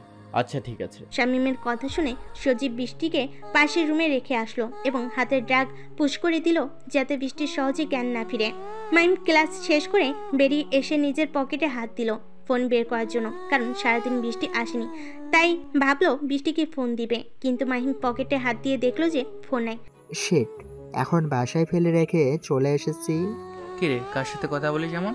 আরে আর বলিস না, আজকেও ফোন বাসায় রেখে আসছি। কোনো দরকার নাকি? না। চল দাঁড়িয়ে না থেকে বাসায় যাওয়া যাক। মাহিম তার বন্ধুরা ভার্সিটি থেকে বেরিয়ে যে যার বাসে চলে গেল। তারপর মাহিম বাসে ফিরে ফ্রেশ হয়ে নিজের ফোনটি হাতে নিল। তখনই দেখলো যে কয়েকবার বৃষ্টির কল, একটি মেসেজও আছে। মাহিম মেসেজ ওপেন করে দেখলো যে বৃষ্টি গুরুত্বপূর্ণ একটা কথা লিখেছে। তার সাথে সাথে বৃষ্টিকে নিয়ে মাহিম কিছু একটা ভেবে কল দেয়। কিন্তু প্রতিবারই বৃষ্টির ফোন বন্ধ পেল। মাহিমের মাথায় এবার টেনশন ঢুকে গেল, কারণ বৃষ্টির ফোন বন্ধ। মাহিম অনেকবার ট্রাই করলো কিন্তু ব্যর্থ হলো। সাথে সাথে নিজের ল্যাপটপ নিয়ে বসে পড়লো। ল্যাপটপে বেশ কিছু সময় ঘাটাঘাটি করার পর মাহিম বৃষ্টির শেষ লোকেশন খুঁজে বের করার চেষ্টা করলো। কিছু সময় পর সেটা সফল হলো। বৃষ্টির শেষ লোকেশন ভার্সিটির ক্যাম্পাসে। বৃষ্টি এখন পর্যন্ত ভার্সিটিতে কি করছে? ভার্সিটি তো অনেক আগেই ছুটি হয়ে গেছে, নাকি কোনো দরকারি কাজে এখন সেখানে রয়ে গেছে? তারপর ল্যাপটপ বন্ধ করে বেরিয়ে গেল। কিরে মাহিম, কেবল আসলি, এখন আবার কোথায় যাচ্ছিস? আম্মু, একটা দরকারি কাজ আছে, তাই এখনই আমাকে বাইরে যেতে হবে। দুপুরের খাওয়া খেয়ে যাবি? না আম্মু, আমাকে এখনই যেতে হবে। এটা বলে মাহিম বাড়ি থেকে বেরিয়ে গেল। ভার্সিটিতে এসে বৃষ্টির ফোনের লোকেশন যেখানে ছিল সেখানে চলে আসলো। ফোনটি হাতে তুলে নিল। ফোনটি বন্ধ হয়ে আছে, তাই সেটি খুলল। চারপাশে খুব ভালোভাবে নজর দিল, কিন্তু সন্দেহজনক কিছু তার চোখে বাঁধল না। কিছু সময় এদিক ওদিক ঘোরাঘুরি করে ভার্সিটি থেকে বেরিয়ে আসলো। তারপর মাহিম বাড়িতে এসে বৃষ্টির ফোন চার্জে দিল এবং নেট কানেক্ট করেছে কোনো একটি কারণে। সাথে সাথে মাহিমের ফোনে টন করে শব্দ হলো। বৃষ্টির ফোন রেখে নিজের ফোনটি ওপেন করলো। সাথে সাথে একটি ভিডিও শো করলো। মাহিম ভিডিওটি দেখলো যে বৃষ্টির একটি রুমের দৃশ্য ভিডিও করেছে, যেখানে একটি লোক ভেতর প্রবেশ করছে। এটা তো শামীম, ওখানে কি করছে? এই রুমের মাঝেই হয়তো বৃষ্টি আছে আর ওর কোনো বিপদ হয়েছে। ম্যাম তাড়াতাড়ি ফোনটি রেখে নিজের টিমদের ফোন করলো। হ্যালো তানভীর, তুমি বাকিদের নিয়ে তাড়াতাড়ি আমার ভার্সিটির সামনে চলে এসো, আমি সেখানেই আসছি। ঠিক আছে স্যার। মাহিম ফোন দিয়ে আবার তাড়াতাড়ি ভার্সিটির উদ্দেশ্যে রওনা দিল। এখন প্রায় সন্ধ্যা। তানভীর ও কয়েকজন মেম্বার ভার্সিটির সামনে এসে গাড়িতে বসে আছে। কিছু সময় বাদে সেখানে মাহিম উপস্থিত হলো। মাহিমকে দেখার সাথে সাথে সবাই স্যালুট দিল। স্যার, হঠাৎ আবার এখানে ডাকলেন, কোনো জরুরি কাজ আছে নাকি? হ্যাঁ, আমাদের টিম মেম্বার বৃষ্টি খুবই বিপদে আছে। কি বলেন স্যার? আমি ঠিকই বলছি, তাড়াতাড়ি আমার সাথে এসো। মাহিম ও তার টিম মেম্বার ভার্সিটির ভিতর প্রবেশ করলো। ভাগ্য ভালো যে সেখানে কোনো দারোয়ান ছিল না, তাই অনায়াসে প্রবেশ করেছে। সেই রুমের কাছে গেল, চারপাশে ভালো করে নজর দিয়ে দরজায় টোকা দিতে লাগলো। ভাই, কে যেন বাইরের দরজায় কড়া দিচ্ছে। দরজা খোলার দরকার নেই, কারণ আমাদের লোক হলে জানতো যে 2 বার টোকা দেওয়ার বেশি দিলে দরজা খুলবে না। কিন্তু বস, তারা তো টোকা দিয়েই গেছে, কি করব এখন? চুপ করে বসে থাক, শামীম বলল। অন্যদিকে মাহিম বুঝতে পারছে না যে ভিতর যদি কেউ থেকেই থাকে তাহলে দরজা খুলছি না কেন। স্যার, কেউ তো নেই মনে হচ্ছে ভিতরে, তাহলে তখন দরজা খুলে ফেলতো। সাফি, খারাপ কাজ যারা করে তারা কখনো অন্যকে জানিয়ে করে না। নিশ্চয় এর মাঝে ভাবনা আছে। তুমি দরজা ভাঙার চেষ্টা করো। ওকে। তানভীর মাহিমের সাথে মিলে দরজা ভাঙার চেষ্টা করতে লাগলো। ভাই, গিয়ে দরজা খুলে দেখি কারা এসেছে। আমরা তো অনেকেই আছি, দরজা না খুললে তারা তো দরজা ভেঙে ফেলবে। আচ্ছা ঠিক আছে, যা। একজন এসে আস্তে করে দরজা খুলে দিল, আর সাথে সাথে মাহিম, তানভীর আর সাফি ভেতর এসে পড়ে গেল, কারণ তারা দরজাতে ধাক্কা দিচ্ছিল। কে তোরা, আর এখানে কি করিস? শামীম জিজ্ঞেস করলো। মাহিম আর বাকি দুজন উঠে দাঁড়ালো, আর বাইরে থেকে নীলা, জ্যোতি প্রবেশ করলো। তার দুজন শামীমের দিকে বন্দুক তাক করে আছে। বাকিরা চারপাশে তাকিয়ে দেখলো যে এখানে ড্রাগসের কোনো অভাব নাই। তার মানে শামীম, তুই এই ভার্সিটিতে ড্রাগসের ব্যবসা করিস আর এখান থেকে সবকিছু চালান করিস? সেটা তোকে বলতে বাধ্য নয়। তুই কেন এসেছিস? আমি কেন এসেছি একটু পরেই বুঝতে পারবে। আগে বল, বৃষ্টি কোথায়? কে বৃষ্টি? আমরা কোনো বৃষ্টি নামে মেয়েকে চিনি না। ভালোভাবে বলছি, এখান থেকে চলে যা, না হলে তোদেরকেও মেরে গুম করে দেব। সজীবের কথা শুনে মাহিম হাসলো। মাহিমের ইশারা পাওয়া মাত্র সবাই বন্দুক বের করলো। আমি জানি বৃষ্টি এখানে আছে, তাই তাড়াতাড়ি ওকে এখানে নিয়ে আয়। আমরা তাকে নিয়ে চলে যাচ্ছি, তোরা যা ইচ্ছা কর, আমাদের মাথা ব্যথা নেই। তোদের আমি ছেড়ে দেই কিভাবে? কারণ তোরা যে বিজনেসের সম্পর্কে সবই জেনে গেছিস। তুই যেটা করছিস একটুও ভালো না, কিন্তু এর জন্য তোমাকে পস্তাতে হবে। এটা আমি বুঝবো, তোর না বুঝলেও চলবে। নীলা আর জ্যোতি, তোমরা দুজন পাশের রুমে গিয়ে দেখো বৃষ্টি আছে নাকি। ঠিক আছে স্যার। ওরা দুজন বৃষ্টিকে খোঁজার জন্য পাশের রুমে চলে গেল। হঠাৎ শামীম আর সজীব গুলি চালাতে শুরু করে দিল। লিডারকে দেখে বাকি লোকগুলো গুলি চালানো শুরু করলো। মাহিম, তানভীর আর সাফি তাড়াতাড়ি করে পিলারের আরেক পাশে দাঁড়িয়ে পড়লো এবং তারা গুলি চালানো শুরু করলো। মাহিম ও তার টিম মেম্বার স্পেশাল ফোর্স, তাই তাদের গুলি চালানোর ধরন আলাদা। খুব নিখুঁতভাবে শামীমের টিম মেম্বারদের আহত করে চলেছে। মাহিম, শামীম আর সজীবের হাতে গুলি করলো, সাথে সাথে তাদের হাত থেকে বন্দুক পড়ে গেল। মাহিম ও বাকি দুজন বেরিয়ে আসলো। মাহিম শামীম আর সজীবের কাছে এগিয়ে গেল। ভালোই বৃষ্টিকে দিয়ে দিলে তোদের এইসব এত ঝামেলা হতো না। এখন বুঝ মাহিম কি জিনিস।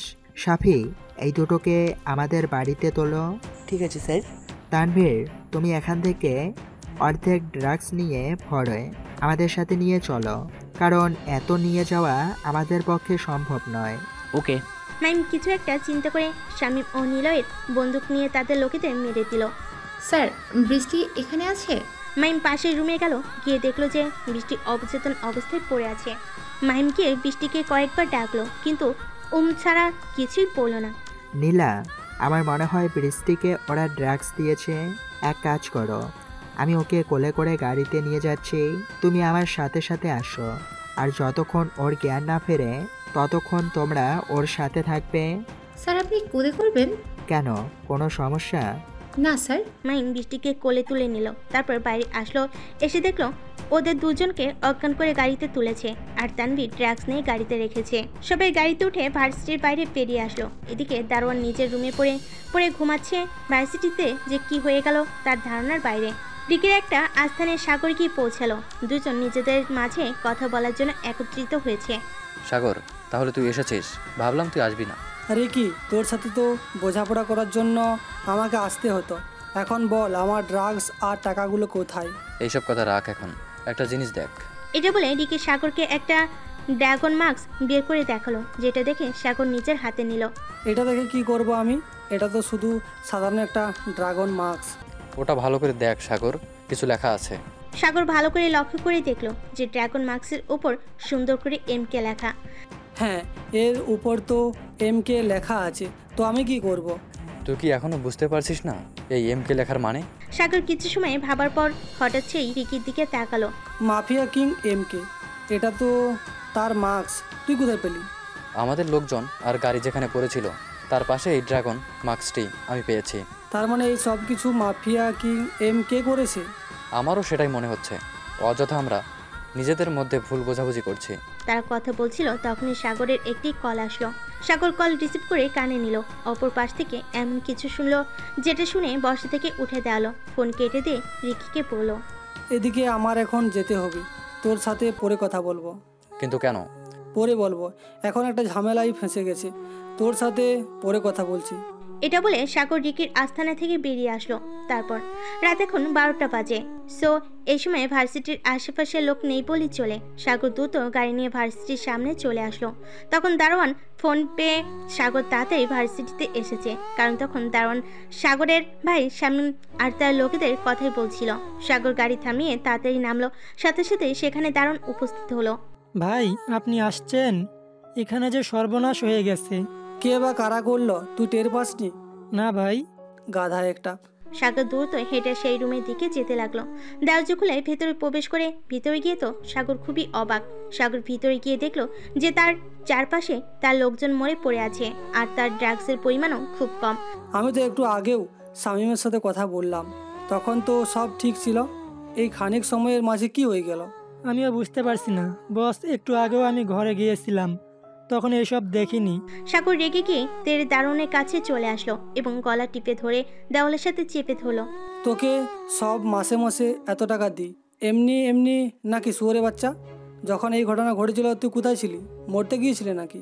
বস, আমাকে ছেড়ে দিন, আমার খুব কষ্ট হচ্ছে, দম বন্ধ হয়ে মারা যাব তো। দারুণ খুব কষ্ট করেই বলল, তার কথাই বের হচ্ছে না, এত জোরে চেপে ধরেছে সাগর। জানিস আমার কত টাকা লস হয়েছে?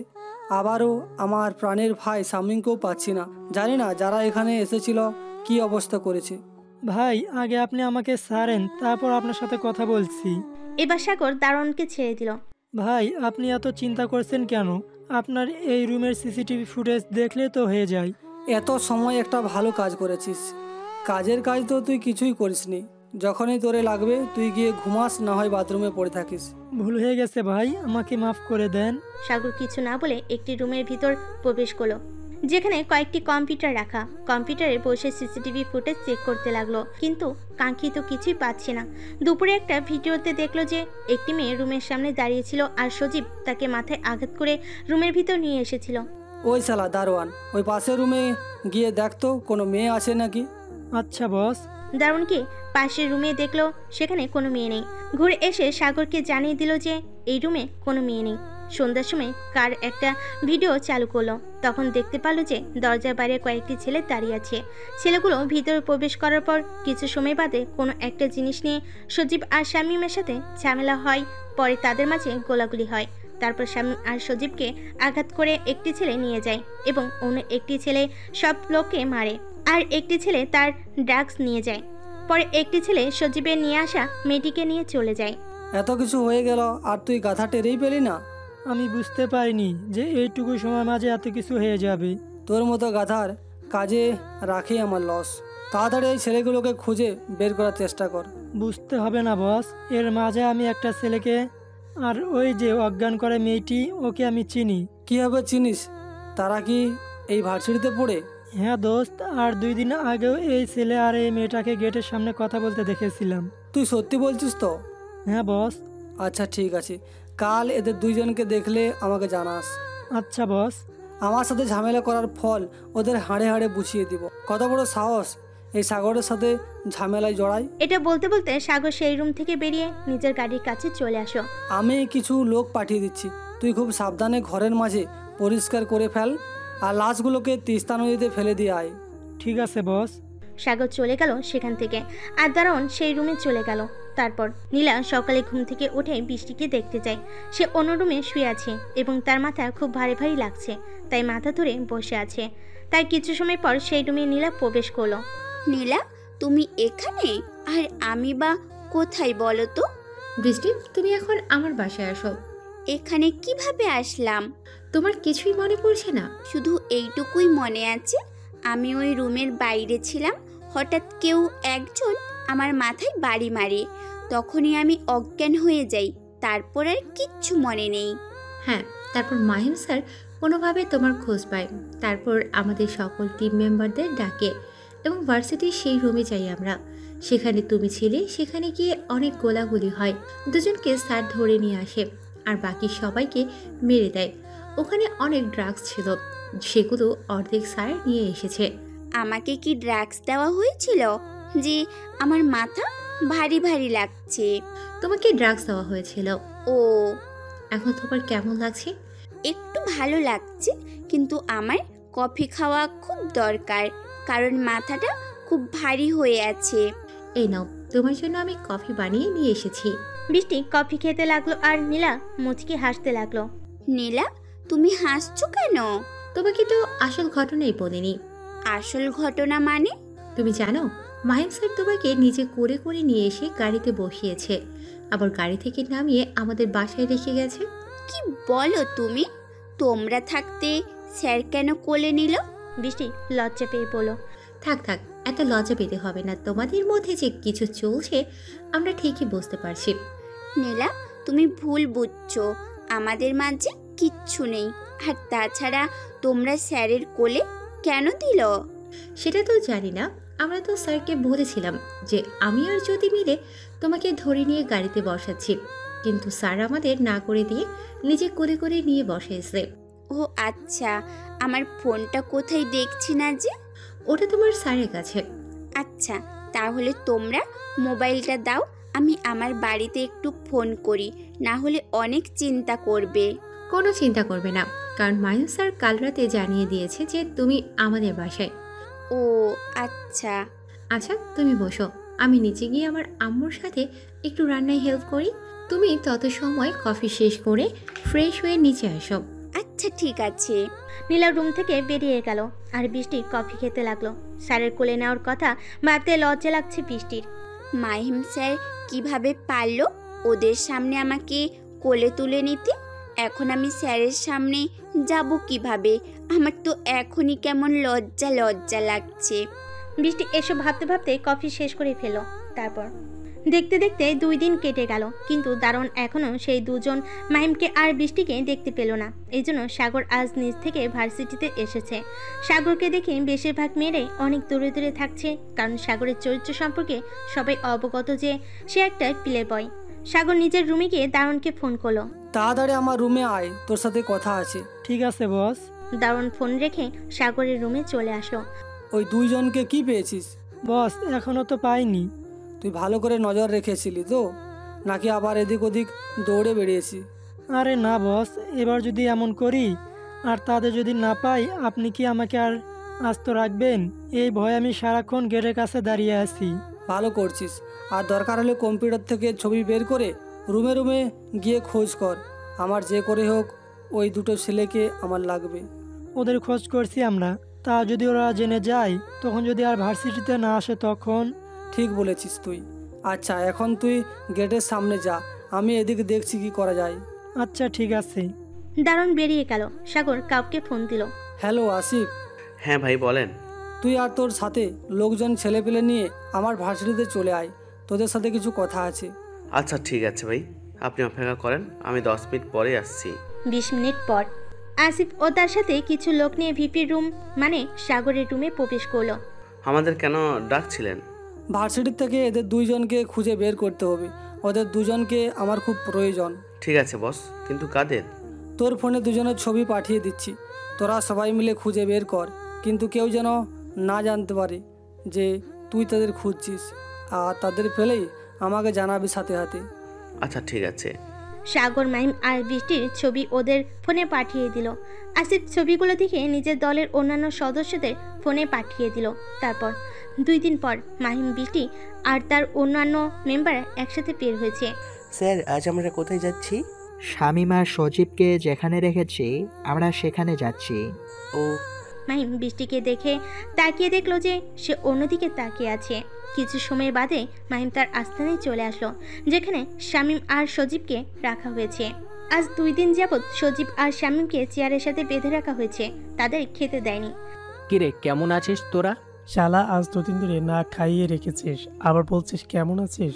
স্যার ওদের আপনি খেতে দেননি? আরে তোদের কি খেতে দেব? তোদের তোর ড্রাগস থেকে দিয়েছিস কেন? ওটা খেয়ে পেট ভরে নে। ওটা কি পেট ভরা জিনিস? ওটা তো নেশা করা জিনিস। তাহলে তোরা নেশা করে থাক, কারণ তোদের জন্য সমাজের ছাত্রছাত্রীরা যারা পড়ালেখা করবে তোদের জন্য তারা নষ্ট হয়ে যাচ্ছে। তোরা ছাত্রছাত্রীদের মাঝে ড্রাগস বিলিয়ে দিচ্ছিস। ওটা তো আমাদের ব্যবসা। ব্যবসা তোদের গুলি মারি আমি। এখন তাড়াতাড়ি বল, তোদের লিডার কে আছে? আমাদের কোনো লিডার নেই, আমরাই হেড। না না না না, সেটা বললে তো হবে না, তাড়াতাড়ি বলবি নাকি মার খাবি কোনটা? তোরা যদি বলিস তাহলে তোদের খেতে দেব, আর না বলিস তাহলে এমন শাস্তি দিব যে তোদের আত্মা সহ কেঁপে উঠবে। আমরা কেউ কিছু বলবো না, তুই যা করার করে নেব। তানভীর আমার বক্স থেকে প্লাসটা দে তো। আচ্ছা ঠিক আছে। তানভীর বক্স থেকে প্লাস এনে দিল। মাহিম প্লাসটা হাতে নিয়ে ঘুরিয়ে ঘুরিয়ে দেখতে লাগলো, আর শামীম আর সজীব চোখ বড় বড় করে মাহিমের দিকে তাকিয়ে রইল। লেডিস, তোমরা কি অত্যাচার দেখতে পারবে? স্যার আমরা 2 জন তো দেখতে পারবো, কিন্তু বৃষ্টি দেখতে পারবে কি জিজ্ঞেস করেন, কারণ সে তো নতুন। স্যার আমিও দেখতে পারবো, আপনি আপনার কাজ করেন। মাহিম সজীব আর শামীমের দিকে এগিয়ে গেল, তারপর শামীমের হাত ধরলো, প্লাসটা নিয়ে শামীমের আঙ্গুলের কাছে গেল। কি করতে চাচ্ছিস তুই মাহিম? এই যে প্লাসটা দেখছিস, এটা দিয়ে তোদের এক একটা করে হাতের আঙুলের নখ তুলে ফেলবো। ভেবে দেখ কতটা ভয়ঙ্কর হতে পারে তা, যা শরীর থেকে নখ খসিয়ে নিলে। আমাদের সাথে একদম এসব করবি না, তাহলে কিন্তু ভালো হবে না।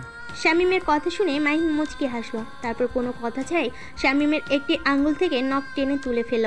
সাথে সাথে শামীম ব্যথায় চিৎকার দিতে লাগলো। 2 দিন না খাওয়ার কারণে শরীর খুব দুর্বল শামীমের, তাই বেশি সময় থাকতে পারলো না, অজ্ঞান হয়ে গেল। শামীমের এমন অবস্থা দেখে সজীব তো ভয়ে কাঁপতে লাগলো। কিরে, শামীমের মতো কাটলে হবে নাকি? এখন তুই ভাব, তুই সত্যি কথা বলবি নাকি শামীমের মতো তোরও একই অবস্থা করব? না না, আমার সাথে একদমই এমন করিস না প্লিজ। আমি তোদের সব বলছি, কি কি বলতে হবে তুই শুধু শুধু জিজ্ঞেস কর। Very good. এই যে এমন যদি স্বীকার করতিস তাহলে শামীমের এমন অবস্থা হতো না বেচারা। এখন বল তোদের লিডারকে? আমাদের লিডার হলো ভার্সিটির ভিপি সাগর, মানে শামীমের ভাই। সাগরের সম্পর্কে সব কিছু বল। ও কত কি কি খারাপ কাজ করে? আমি তো বেশি কিছু জানি না, শুধু এতটুকুই জানি যে ভার্সিটি থেকে সব ড্রাগস সাগর সাপ্লাই করে, আর ভার্সিটি থেকে যে সকল মেয়ে উদ্ধার হয়ে যায় সেটা সাগর করে। কারণ সাগরের যে মেয়ে পছন্দ হয় তাকে রুমে নিয়ে গিয়ে জোর করে ধর্ষণ করে এবং পরে মেরে তিস্তা নদীতে ভাসিয়ে দেয়। আর কিছু? এর বেশি আমরা কিছুই জানি না। তানভীর, এদের শরীরে আবার ইঞ্জেকশন পুশ করে দে, ওরা বুঝুক এই ড্রাগস কি জিনিস। কিন্তু তুই তো বললি আমরা স্বীকার করলে তুই আমাদের খেতে দিবি। হ্যাঁ, ওই যে দিচ্ছি, যেটা তুই সমাজে শিক্ষার্থীদের মাঝে ছড়িয়ে দিচ্ছিস। দেখ, একদম ভালো হচ্ছে না। সাগর ভাই যদি জানতে পারে তাহলে তোরে জ্যান্ত রাখবে না। তোর সাগর ভাই জ্যান্ত থাকবে কিনা সেটা দেখি। স্যার, এখন যাওয়া যাক। তানভীর, তুই তাড়াতাড়ি কাজটা কর। তানভীরকে দুজনকে ড্রাগসের ইঞ্জেকশন পুশ করে দিল। তোরা একদম ভালো করলি না। প্লিজ ভাই, আমাদের খেতে দে। দিব, কিন্তু কাল। তারপর সেখান থেকে চলে গেল সবাই, আর আস্তে আস্তে সজীব জ্ঞান হারিয়ে ফেলল। রাতের অন্ধকারে এক অপরিচিত ব্যক্তি সজীবদের যেখানে রাখা হয়েছে সেখানে। ব্রো, এমকে কামিং। তারপর শামীম আর সজীবকে যেখানে বেঁধে রাখা হয়েছে তার চারপাশে বাড়িঘর নেই বললেই চলে। নির্জন এলাকাটা দেখে মাহিম জায়গাটা বাছাই করেছে। হঠাৎ একজন ব্যক্তি বাইক নিয়ে এসে সেই আস্থানার সামনে থামলো। শরীরে তার সেই চিরচেনা পোশাক, এমকে স্যুট। গাড়ি থেকে নেমে দরজা খুলে ভিতরেই প্রবেশ করলো। অন্ধকারে এই জন্য শামীম আর সজীব বুঝলো না যে কে এসেছে। তারা দুজন ভাবলো যে হয়তো মাহিম বা অন্য কেউ এসেছে। ভাই, তুই এসেছিস? নিশ্চয় আমাদের জন্য কিছু খাবার নিয়ে এসেছিস। তাড়াতাড়ি আমাদের খেতে দে, খুব ক্ষুধা লাগছে। কিন্তু অপর পাশ থেকে কোনো কথা আসলো না। সজীব বিরক্ত হয়ে বলল, ভাই আর কত কষ্ট দেবে, এবার তো আমাদের খেতে দে। এবার রুমের লাইট জ্বলে উঠল। তারা দুজন সামনে দেখলো যে একজন অচেনা ব্যক্তি দাঁড়িয়ে আছে, যার চোখ দুটো ছাড়া কিছুই দেখা যাচ্ছে না। কে তুই, আর এখানে কি করিস? আমি তোদের জমের দুয়ারে পাঠাতে এসেছি। কি আবল তাবল বলছিস? আবল তাবল বলছি না রে। মাহিম আর তার সদস্যরা তো তোকে বাঁচিয়ে রেখেছে, কিন্তু আমি সেটা করব না। মানে? তোদের দুজনের উপরে যাওয়ার সময় হয়ে গেছে। দেখ ভাই, আমরা যা জানি সব বলে দিয়েছি, আমাদের মারিস না মাহিম। কারে মাহিম বলছিস? আমি তো মাহিম না যে তোদের ছেড়ে দেব। আমি হলাম আন্ডারওয়ার্ল্ডের কিং, এমকে। অপরিচিত ব্যক্তির পরিচয় পেয়ে শামীম আর সজীব খুবই ভয় পেতে লাগলো, কারণ তারা সকলে জানে যে আন্ডারওয়ার্ল্ডের কিং এমকে কতটা ভয়ানক। ভাই, আমাদের ছেড়ে দিন, আমরা তো সব ওদের বলে দিয়েছি। তাছাড়া আমরা তোদের ছেড়ে দেওয়ার কোনো মানেই হয় না, কারণ অনেকবার খারাপ কাজ করতে নিষেধ করা হয়েছিল, হয়তো তোদের মনে নেই। ভাই, দয়া করে একবারের মতন আমাদের মাফ করে দিন, আমরা এখন থেকে ভালো হয়ে যাব। এমকে কাউকে দ্বিতীয়বার সুযোগ দেয় না। এটা বলে এমকে নিজের স্যুট থেকে একটি ছুরি বের করলো। তারপর শামীম আর সজীবের দিকে এগিয়ে গেল। কোনো কথা ছাড়াই শামীম আর সজীবকে ছুরি দিয়ে আঘাত করতে লাগলো। তারা দুজন তো ব্যথায় কাতরাতে লাগলো, জোরে জোরে চিৎকার করতে লাগলো। এটা দেখে এমকে পৈশাচিক হাসি দিল। ভাইয়া, আমাদেরকে আর আঘাত করবেন না, আমরা আর সইতে পারছি না। এই সামান্য আঘাতে সহ্য করতে পারছিস না? আর তোরা তো প্রতিদিন অসহায় মেয়েদেরকে ধরে নিয়ে গিয়ে ধর্ষণ করতিস, গরিবদের উপর জুলুম করতিস। আমাদের যদি মারারি হয় তাহলে একেবারে মেরে ফেল, এত কষ্ট দিস না। এই কষ্ট তো কিছুই না, আবি বাকি হ্যাঁ। এটা বলে এমকে চারিপাশে চোখ বুলিয়ে নিল। তারপর একটি বক্স দেখতে পারলো, সেখানে এগিয়ে গেল। অনেক যন্ত্রপাতি আছে। এমকে সেখান থেকে ঝালের গুঁড়ার প্যাকেটটি নিল, তারপর তাদের কাছে ঘুরে আসলো। ভাই প্লিজ, দয়া করে ঝালের গুঁড়া দিবেন না, আমরা তো মরেই যাব। জি ভাই, আমরা যন্ত্রণা সহ্য করতে পারবো না, দরকার হলে আমাদের একেবারে মেরে ফেলেন। তোরা যেন যন্ত্রণা পাস, আর সেই যন্ত্রণা দেখে আমি হাসতে পারি, সেই ব্যবস্থাই তো করছি। যন্ত্রণা দিতে আমার খুব ভালো লাগে। এমকে হাতে লঙ্কার গুঁড়োর প্যাকেট দেখে দুজন আটকে উঠলো। ওদের ভিতরের রুহু কেঁপে উঠলো। এমকে ঝাল বের করে দুজনের গায়ে ছুঁড়ে মারলো। দুজনের মরণ চিৎকার দিতে লাগলো। এমকে চেয়ারের উপর বসে সেটা দেখতে লাগলো। কিছু সময় পর তাদের চিৎকার কান্নায় পরিণত হলো। আস্তে আস্তে তারা নিস্তেজ হয়ে যেতে লাগলো। যাক, তোদের অনেক শাস্তি দেওয়া হলো, মরার জন্য তৈরি হয়ে নে। প্লিজ আমাদের ছেড়ে দিয়ে, আমরা ভালো হয়ে যাব। এমকে কিছুটা হেসে নিজের বন্দুক বের করে দুজনকে মাথা বরাবর শুট করলো। সাথে সাথে দুইজন মারা গেল। এমকে তাকিয়ে দেখলো যে রুমের মধ্যে সিসিটিভি ক্যামেরা সেট করা। এমকে ডাইরেক্টলি গুলি করলো আর সেই সাথে ক্যামেরা ভেঙে নিচে পড়ে গেল। তারপর এমকে সেই রুম থেকে বেরিয়ে গেল। স্যার কোথায় আপনি? এদিকে তো একটা খারাপ খবর আসে। তানভীর ফোন করে বলল, কেন, কি হয়েছে? বস, আমাদের এখান থেকে একজন এসে শামীম আর সজীবকে মেরে ফেলেছে। হোয়াট? কিভাবে? হ্যাঁ, আপনি এসে দেখে যান। ঠিক আছে, তোমরা অপেক্ষা করো, আমি এখনই আসছি। মাহিম তাড়াতাড়ি ফ্রেশ হয়ে চলে আসলো। তখনই তার বাবার সাথে দেখা হয়ে গেল। এত তাড়াতাড়ি কোথায় যাচ্ছ মাহিম? বাবা, একটু কাজ আছে, সেখানে যেতে হবে। ঠিক আছে, তাড়াতাড়ি ফিরে এসো। তাড়াতাড়ি গাড়ি নিয়ে নিজের আস্তানায় গিয়ে পৌঁছালো। স্যার তাড়াতাড়ি ভিতরে চলুন, দেখুন ওদের দুজনের কি অবস্থা করেছে। সাবির কথা শুনে মাহিম তাড়াতাড়ি রুমের ভিতর প্রবেশ করলো। ভিতরে এসে দেখলো যে শামীম আর সজীবকে কেউ একজন নির্মমভাবে খুন করেছে। এমন জঘন্যভাবে কে মারতে পারে? স্যার আন্ডারওয়ার্ল্ডের মাফিয়া কিং এমকে। সে কিভাবে? স্যার রুমের মাঝে এই মাস্কটি পেয়েছি, আর এটাই তার প্রমাণ এদের দুজনকে কে মেরেছে। মাহিম মাস্কটি হাতে নিয়ে দেখলো যে সেটা একটা ড্রাগন মাস্ক, আর মাস্কের ওপর সুন্দর করে এমকে লেখা। স্যার কি ভাবছেন? ভাবছি দুজনকে এখন কি করব। স্যার এদের দুজনকে ওদের বাসার সামনে রেখে আসার চেষ্টা করলে? সেটা করলে আমাদের ক্ষতি হতে পারে। হয়তো এত সময় জেনে গেছে যে আমরা তুলে নিয়ে এসেছি। তাহলে এখন কি করণীয়? আমাকে একটু ভাবতে দাও। ম্যাম কিছু সময় ভেবে তারপর বলল, এদেরকে তিস্তা নদীতে ভাসিয়ে দেওয়ার চেষ্টা করো। কিন্তু বড় স্যারকে কি জবাব দিবেন?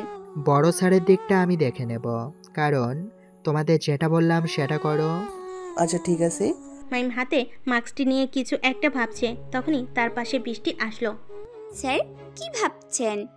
গতকাল বড় স্যারের সাথে কথা হয়েছে, তিনি বলছেন যে আজকালকের ভিতরে আমাদের এই কেসটা সমাধান করতে হবে। এই কেস তো সমাধান হয়ে গেছে, শুধু সময়ের অপেক্ষা। বৃষ্টি, তুমি যেটা ভাবছো সেটা কখনোই না। এর দুইজন যার নাম বলেছে এটা একটা খেলনা মাত্র, এদের উপরেও কেউ আছে। তাহলে এখন কি করবেন স্যার? ভাবতে হবে বৃষ্টি, কি করব। তানভীর আর সাপি লাশ দুটো ব্যবস্থা করে ফেলো। বৃষ্টির সাথে একটু কথা বলে মাহিম অন্য একটি সাইডে গিয়ে ফোনে বড় স্যারকে ফোন দিল।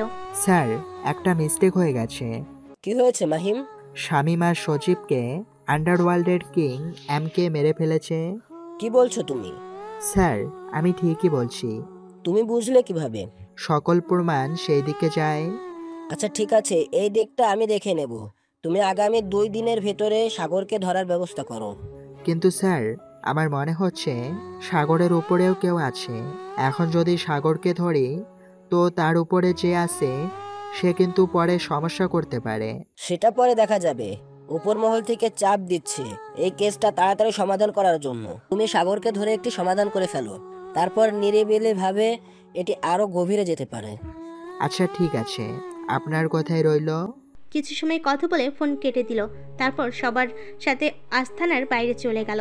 তারপর আজ 2-3 দিন যাবৎ আসিফ আর তার দলবল পুরো ভার্সিটিতে চষে বেরিয়েছে বলতে সারা ভার্সিটিতে মাহিম আর বৃষ্টিকে খুঁজে চলেছে, কিন্তু কোনোভাবেই বৃষ্টিকে আর মাহিমকে খুঁজে পাচ্ছে না।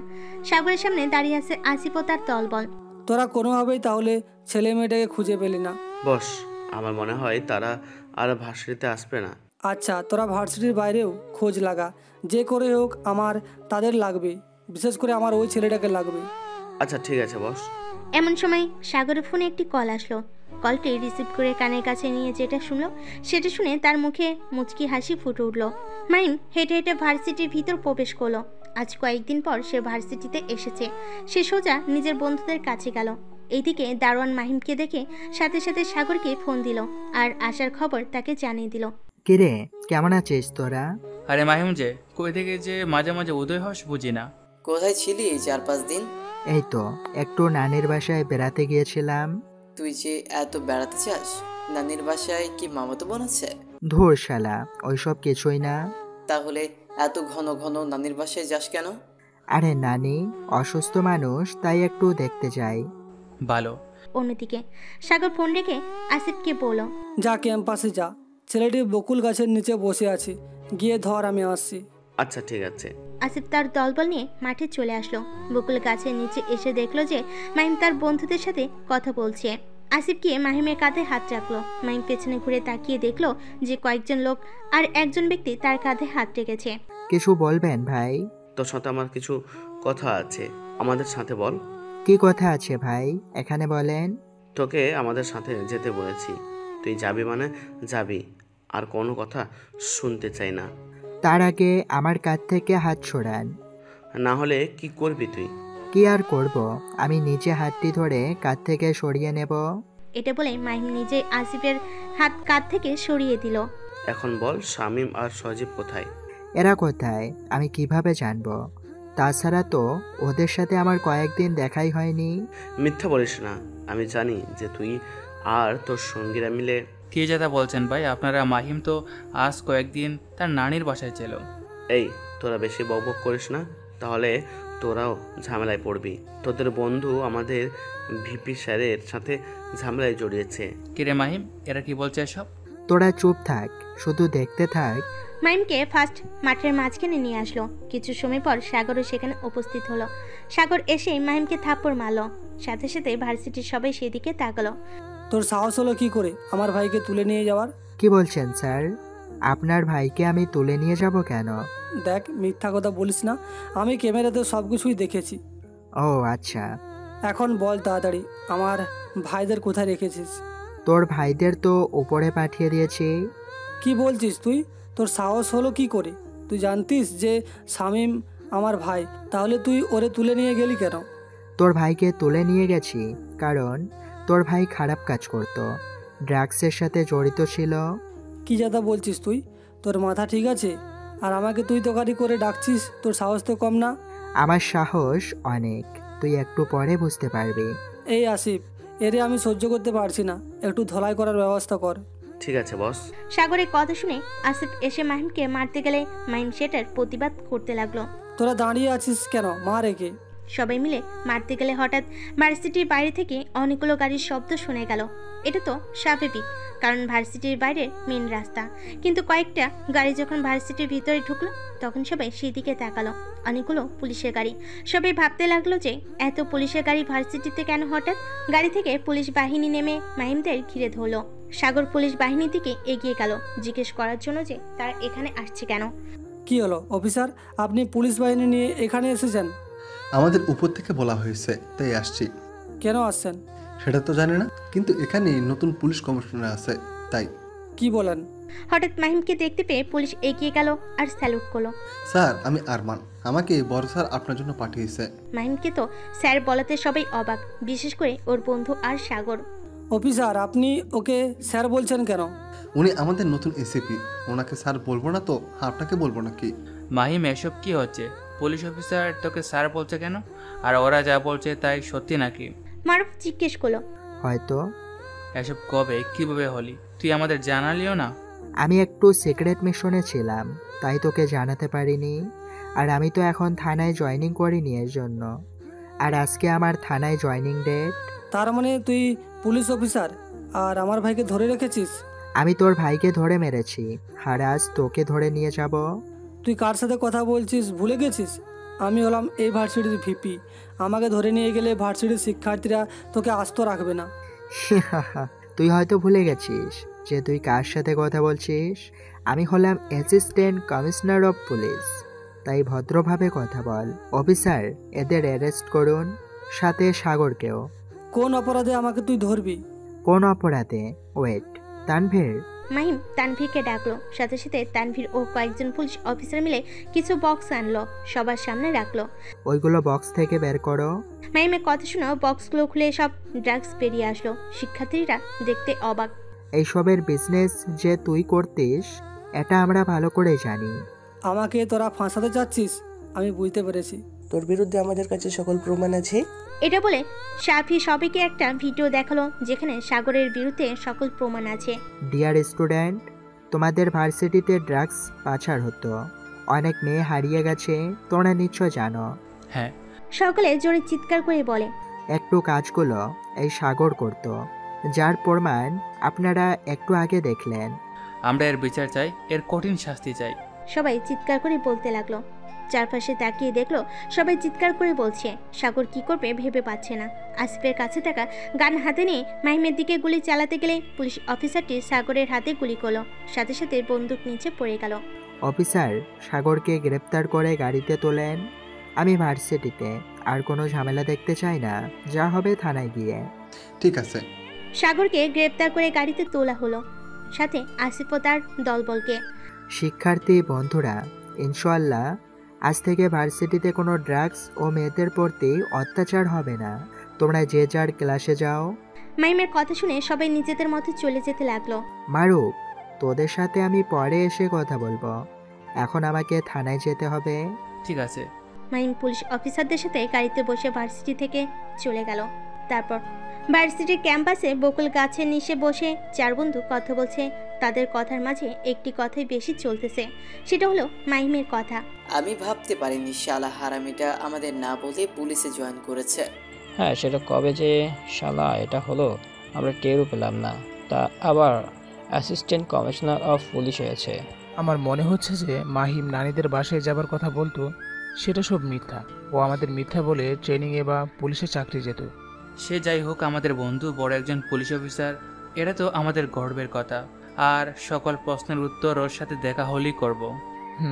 কথা না বলে চল বাসায় যাওয়া যাক। চার বন্ধু মিলে ভার্সিটি থেকে বেরিয়ে আসার উদ্দেশ্যে রওনা দিল। মাইম ও বাকিরা এসে থানায় পৌঁছালো। মাইম থানার ভিতর প্রবেশ করলে সকল পুলিশ অফিসার তাকে স্যালুট করলো। গাড়ি থেকে নামিয়ে সাগরকে হাজতে ঢুকিয়ে দিল। আমার সাথে ভালো করলি না, মাহিমের ফল তুই খুব তাড়াতাড়ি পাবি। আগে তুই জেল থেকে তো ছাড়া পা, তারপর না হয় দেখা যাবে। হয়তো আমি ভিতরে থাকবো, কিন্তু বাইরে আমার লোকের অভাব নেই। তোকে শেষ করতে আমার খুবই কম সময় লাগবে। তোরে এমন জায়গায় চালান করে দিব যে কেউ তোরে খুঁজে পাবে না। মাহিম, আমার বসকে কিন্তু তুই চিনিস না। কে তোর বস শুনি? আমার বসের নাম জোকার কিং আর কি। ওরে বাবা, আমি ভয় পেয়েছি। এটা বলে মাহিম হাসতে লাগলো। চিন্তা করিস না, খুব তাড়াতাড়ি তোর বসকেও তোর কাছে পাঠিয়ে দেব। দুইজন একসাথে জেলখানায় বসে গল্প করিস। ভুল করলি অফিসার, খুব বড় ভুল করলি। অফিসার, একটু শাস্তির ব্যবস্থা করুন। স্যার আমি? হ্যাঁ, আপনাকেই বলছি। কেউ ভয় পাচ্ছেন? না মানে? থাক থাক, আমি বুঝতে পেরেছি।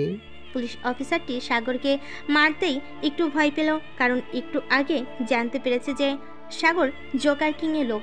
এরা কতটা ভয়ানক সেটা সবাই জানে, কারণ খারাপের রাজ্যে সে হলো একমাত্র বাদশা। মাইম নিজের ডেস্কে গিয়ে বসলো। তখন মাইমের বড় স্যারের ফোন আসলো। জি স্যার, বলেন।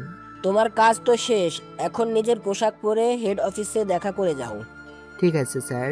কিছু সময় পর একজন এসে মাইমের ড্রেস দিয়ে গেল, যেটা হেডকোয়ার্টার থেকে এসেছে খানিক আগে। মাইম পুলিশ ড্রেস পরে গাড়ি থেকে হেডকোয়ার্টারের উদ্দেশ্যে রওনা দিল। হেডকোয়ার্টারে বড় অফিসার সাদমানের সামনে বসে আছে মাহিম। অফিসারের সামনে দুটো ফাইল, যেটা মাহিমের দিকে এগিয়ে দিল। আজ থেকে তোমার জয়েনিং শুরু। এই দুটো ফাইলে দুটো মাফিয়ার পুরো হিস্টরি লেখা আছে। একজন হলো MK আর অন্যজন হলো আরেকজন। তোমার এবারের মিশন হলো এদের দুজনকে খুঁজে বের করা আর ধরা। মাহিম সাদমানের কথা শুনে ফাইল দুটো ঘেটে দেখল। স্যার, এখানে তো দেখছি MK খুবই ভালো একজন মাফিয়া, সব খারাপের বিরুদ্ধে প্রতিবাদ করছে। আমাদের ধরতে হলে আর একজনকে ধরতে হবে। আমি সেটা খুব ভালো করেই জানি, কিন্তু খুন তো খুনই। সে ভালো বা খারাপ মানুষের করুক না কেন, আইনের চোখে সবাই সমান অপরাধী খুন করলে। ঠিক আছে স্যার, আমি বুঝতে পেরেছি। আর আমার বাকি মেম্বারদের কি খবর দেব? ওদের আলাদা আলাদা জায়গায় পোস্টিং করেছি। ও আচ্ছা। মাইম আরো কিছু সময় কথা বলে হেডকোয়ার্টার থেকে বেরিয়ে আসলো। মায়া বাড়ির উঠানে বসে খেলা করছিল। তার পাশে ফুলের বাগান আর মাঝখান দিয়ে রাস্তা, সেখানে বসে খেলা করছে। তখন সালাম সাহেবের বাড়িতে তারপর কয়েকটি পুলিশের ভ্যান প্রবেশ করলো। এটা দেখে মায়া ভয় পেয়ে গেল। ভয় পেয়ে মায়া বাড়ির ভিতর প্রবেশ করলো। ড্রয়িং রুমে বসেছিল সালাম ও মালিকা। কি হলো মামনি, তুমি দৌড়াতে দৌড়াতে বাসার ভেতরে প্রবেশ করছো কেন? কি হচ্ছে? আব্বু আম্মু তাড়াতাড়ি বাইরে চলো। কেন? অনেকগুলো পুলিশের গাড়ি আমাদের বাসার ভিতরে প্রবেশ করেছে। কি বলিস? হ্যাঁ সত্যি বলছি, তুমি তাড়াতাড়ি চলো, আমার খুব ভয় লাগছে। মামুনি, আমরা তো আছি। এটা বলে মালেকা বেগম মায়াকে কোলে তুলে নিল। তারপর তিনজন মিলে বাড়ির বাইরে আসলো। এসে দেখলো সত্যি অনেকগুলো পুলিশের গাড়ি। হঠাৎ একটা গাড়ি থেকে মাহিম বের হলো। সব পুলিশ মাহিমকে স্যালুট করলো। মাহিমের গায়ে পুলিশের পোশাক, যেটা দেখে সালাম ও মালেকা দুজনেই অবাক হয়ে গেল। ওই দেখো মা, ভাইয়ের গায়ে পুলিশের পোশাক, তার মানে কি আমার ভাইয়া পুলিশ? চুপ কর মায়া, তোমার ভাইকে আসতে দাও। নিজের মা বাবার কাছে আসলো, তারপর দুজনকে সালাম করলো। মাহিম, এইসব কি? আর তোর গায়ে পুলিশের পোশাক কেন? বাবা, তোমাদের কাছ থেকে একটা জিনিস লুকিয়েছি। আমি হলাম অ্যাসিস্ট্যান্ট কমিশনার অফ পুলিশ। এইসব কবে কি? এখানে বলবো নাকি বাড়ির ভিতরে যাব? হ্যাঁ, তাড়াতাড়ি আয়। মাহিম সহ সবাই বাড়ির ভিতর প্রবেশ করলো। মালেকা বেগম গিয়ে মিষ্টি নিয়ে আসলো। মাই তো দৌড়ে তার ভাইয়ের কোলে উঠলো। ভাইয়া তুমি কই? আগে তো বলোনি। কি মজা, কি মজা। পাগলি। মাহিম, এসব কিভাবে হলো? তারপর মাহিম এক এক করে সব ঘটনা তার বাবাকে খুলে বলল, যে কিভাবে সে পুলিশ কমিশনার হলো। আমাদের তো একবার জানাতে পারতে। আসলে বাবা, আমি একটু ব্যস্ত ছিলাম, এই জন্য তোমাদের বলতে পারিনি। আর ভেবেছিলাম যে দিনকে জয়েন করব, সেদিনকে তোমাদেরকে সারপ্রাইজ দেব, এই আর কি। নি বাবা, আগে মিষ্টি খা। মাহিম, তুই তো জানতিস আমার এইসব পুলিশ ভালো লাগে না। কোনো একটা ঝামেলায় জড়ালে তখন আবার সম্পূর্ণ ফ্যামিলিকে তার খেসারত দিতে হয়। বাবা, তুমি সেই চিন্তা করো না, কিছুই হবে না। আর আমি তো শুধু নিজের স্বার্থ না, দেশের স্বার্থে কাজ করতে চাই।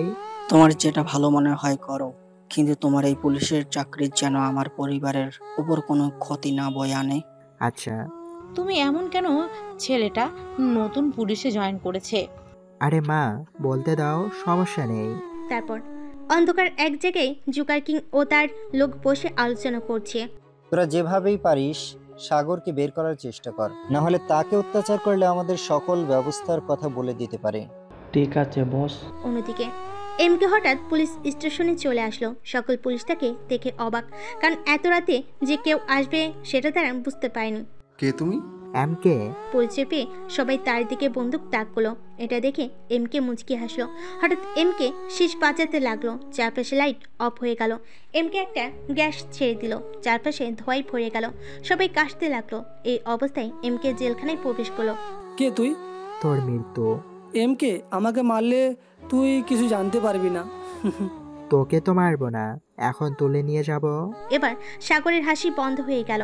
এমকে সাগরের শরীরে ইনজেকশন পুশ করলো, সাথে সাথে অজ্ঞান হয়ে গেল। তারপর সকালে মাহিম যখন অফিসে আসলো, তখন দেখলো সব অফিসার মাথা নিচু করে দাঁড়িয়ে আছে। এটা দেখে তো মাহিম কিছুটা অবাক হলো। কি হলো, এইভাবে মাথা নিচু করে আছো কেন? কিন্তু কেউ কোনো কথা বলল না। কি হয়েছে, কথা বলছো না কেন? তবু কোনো কথা বলল না কেউ। এবার মাহিমের নজর গেল জেলের দিকে, যেখানে সাগরকে রাখা হয়েছিল। সাগর কোথায় গেল? তোমরা কেউ কথা বলছো না কেন? মাহিম রেগে জিজ্ঞেস করলো। আসলে সারা রাতের একটা ঘটনা ঘটে গেছে।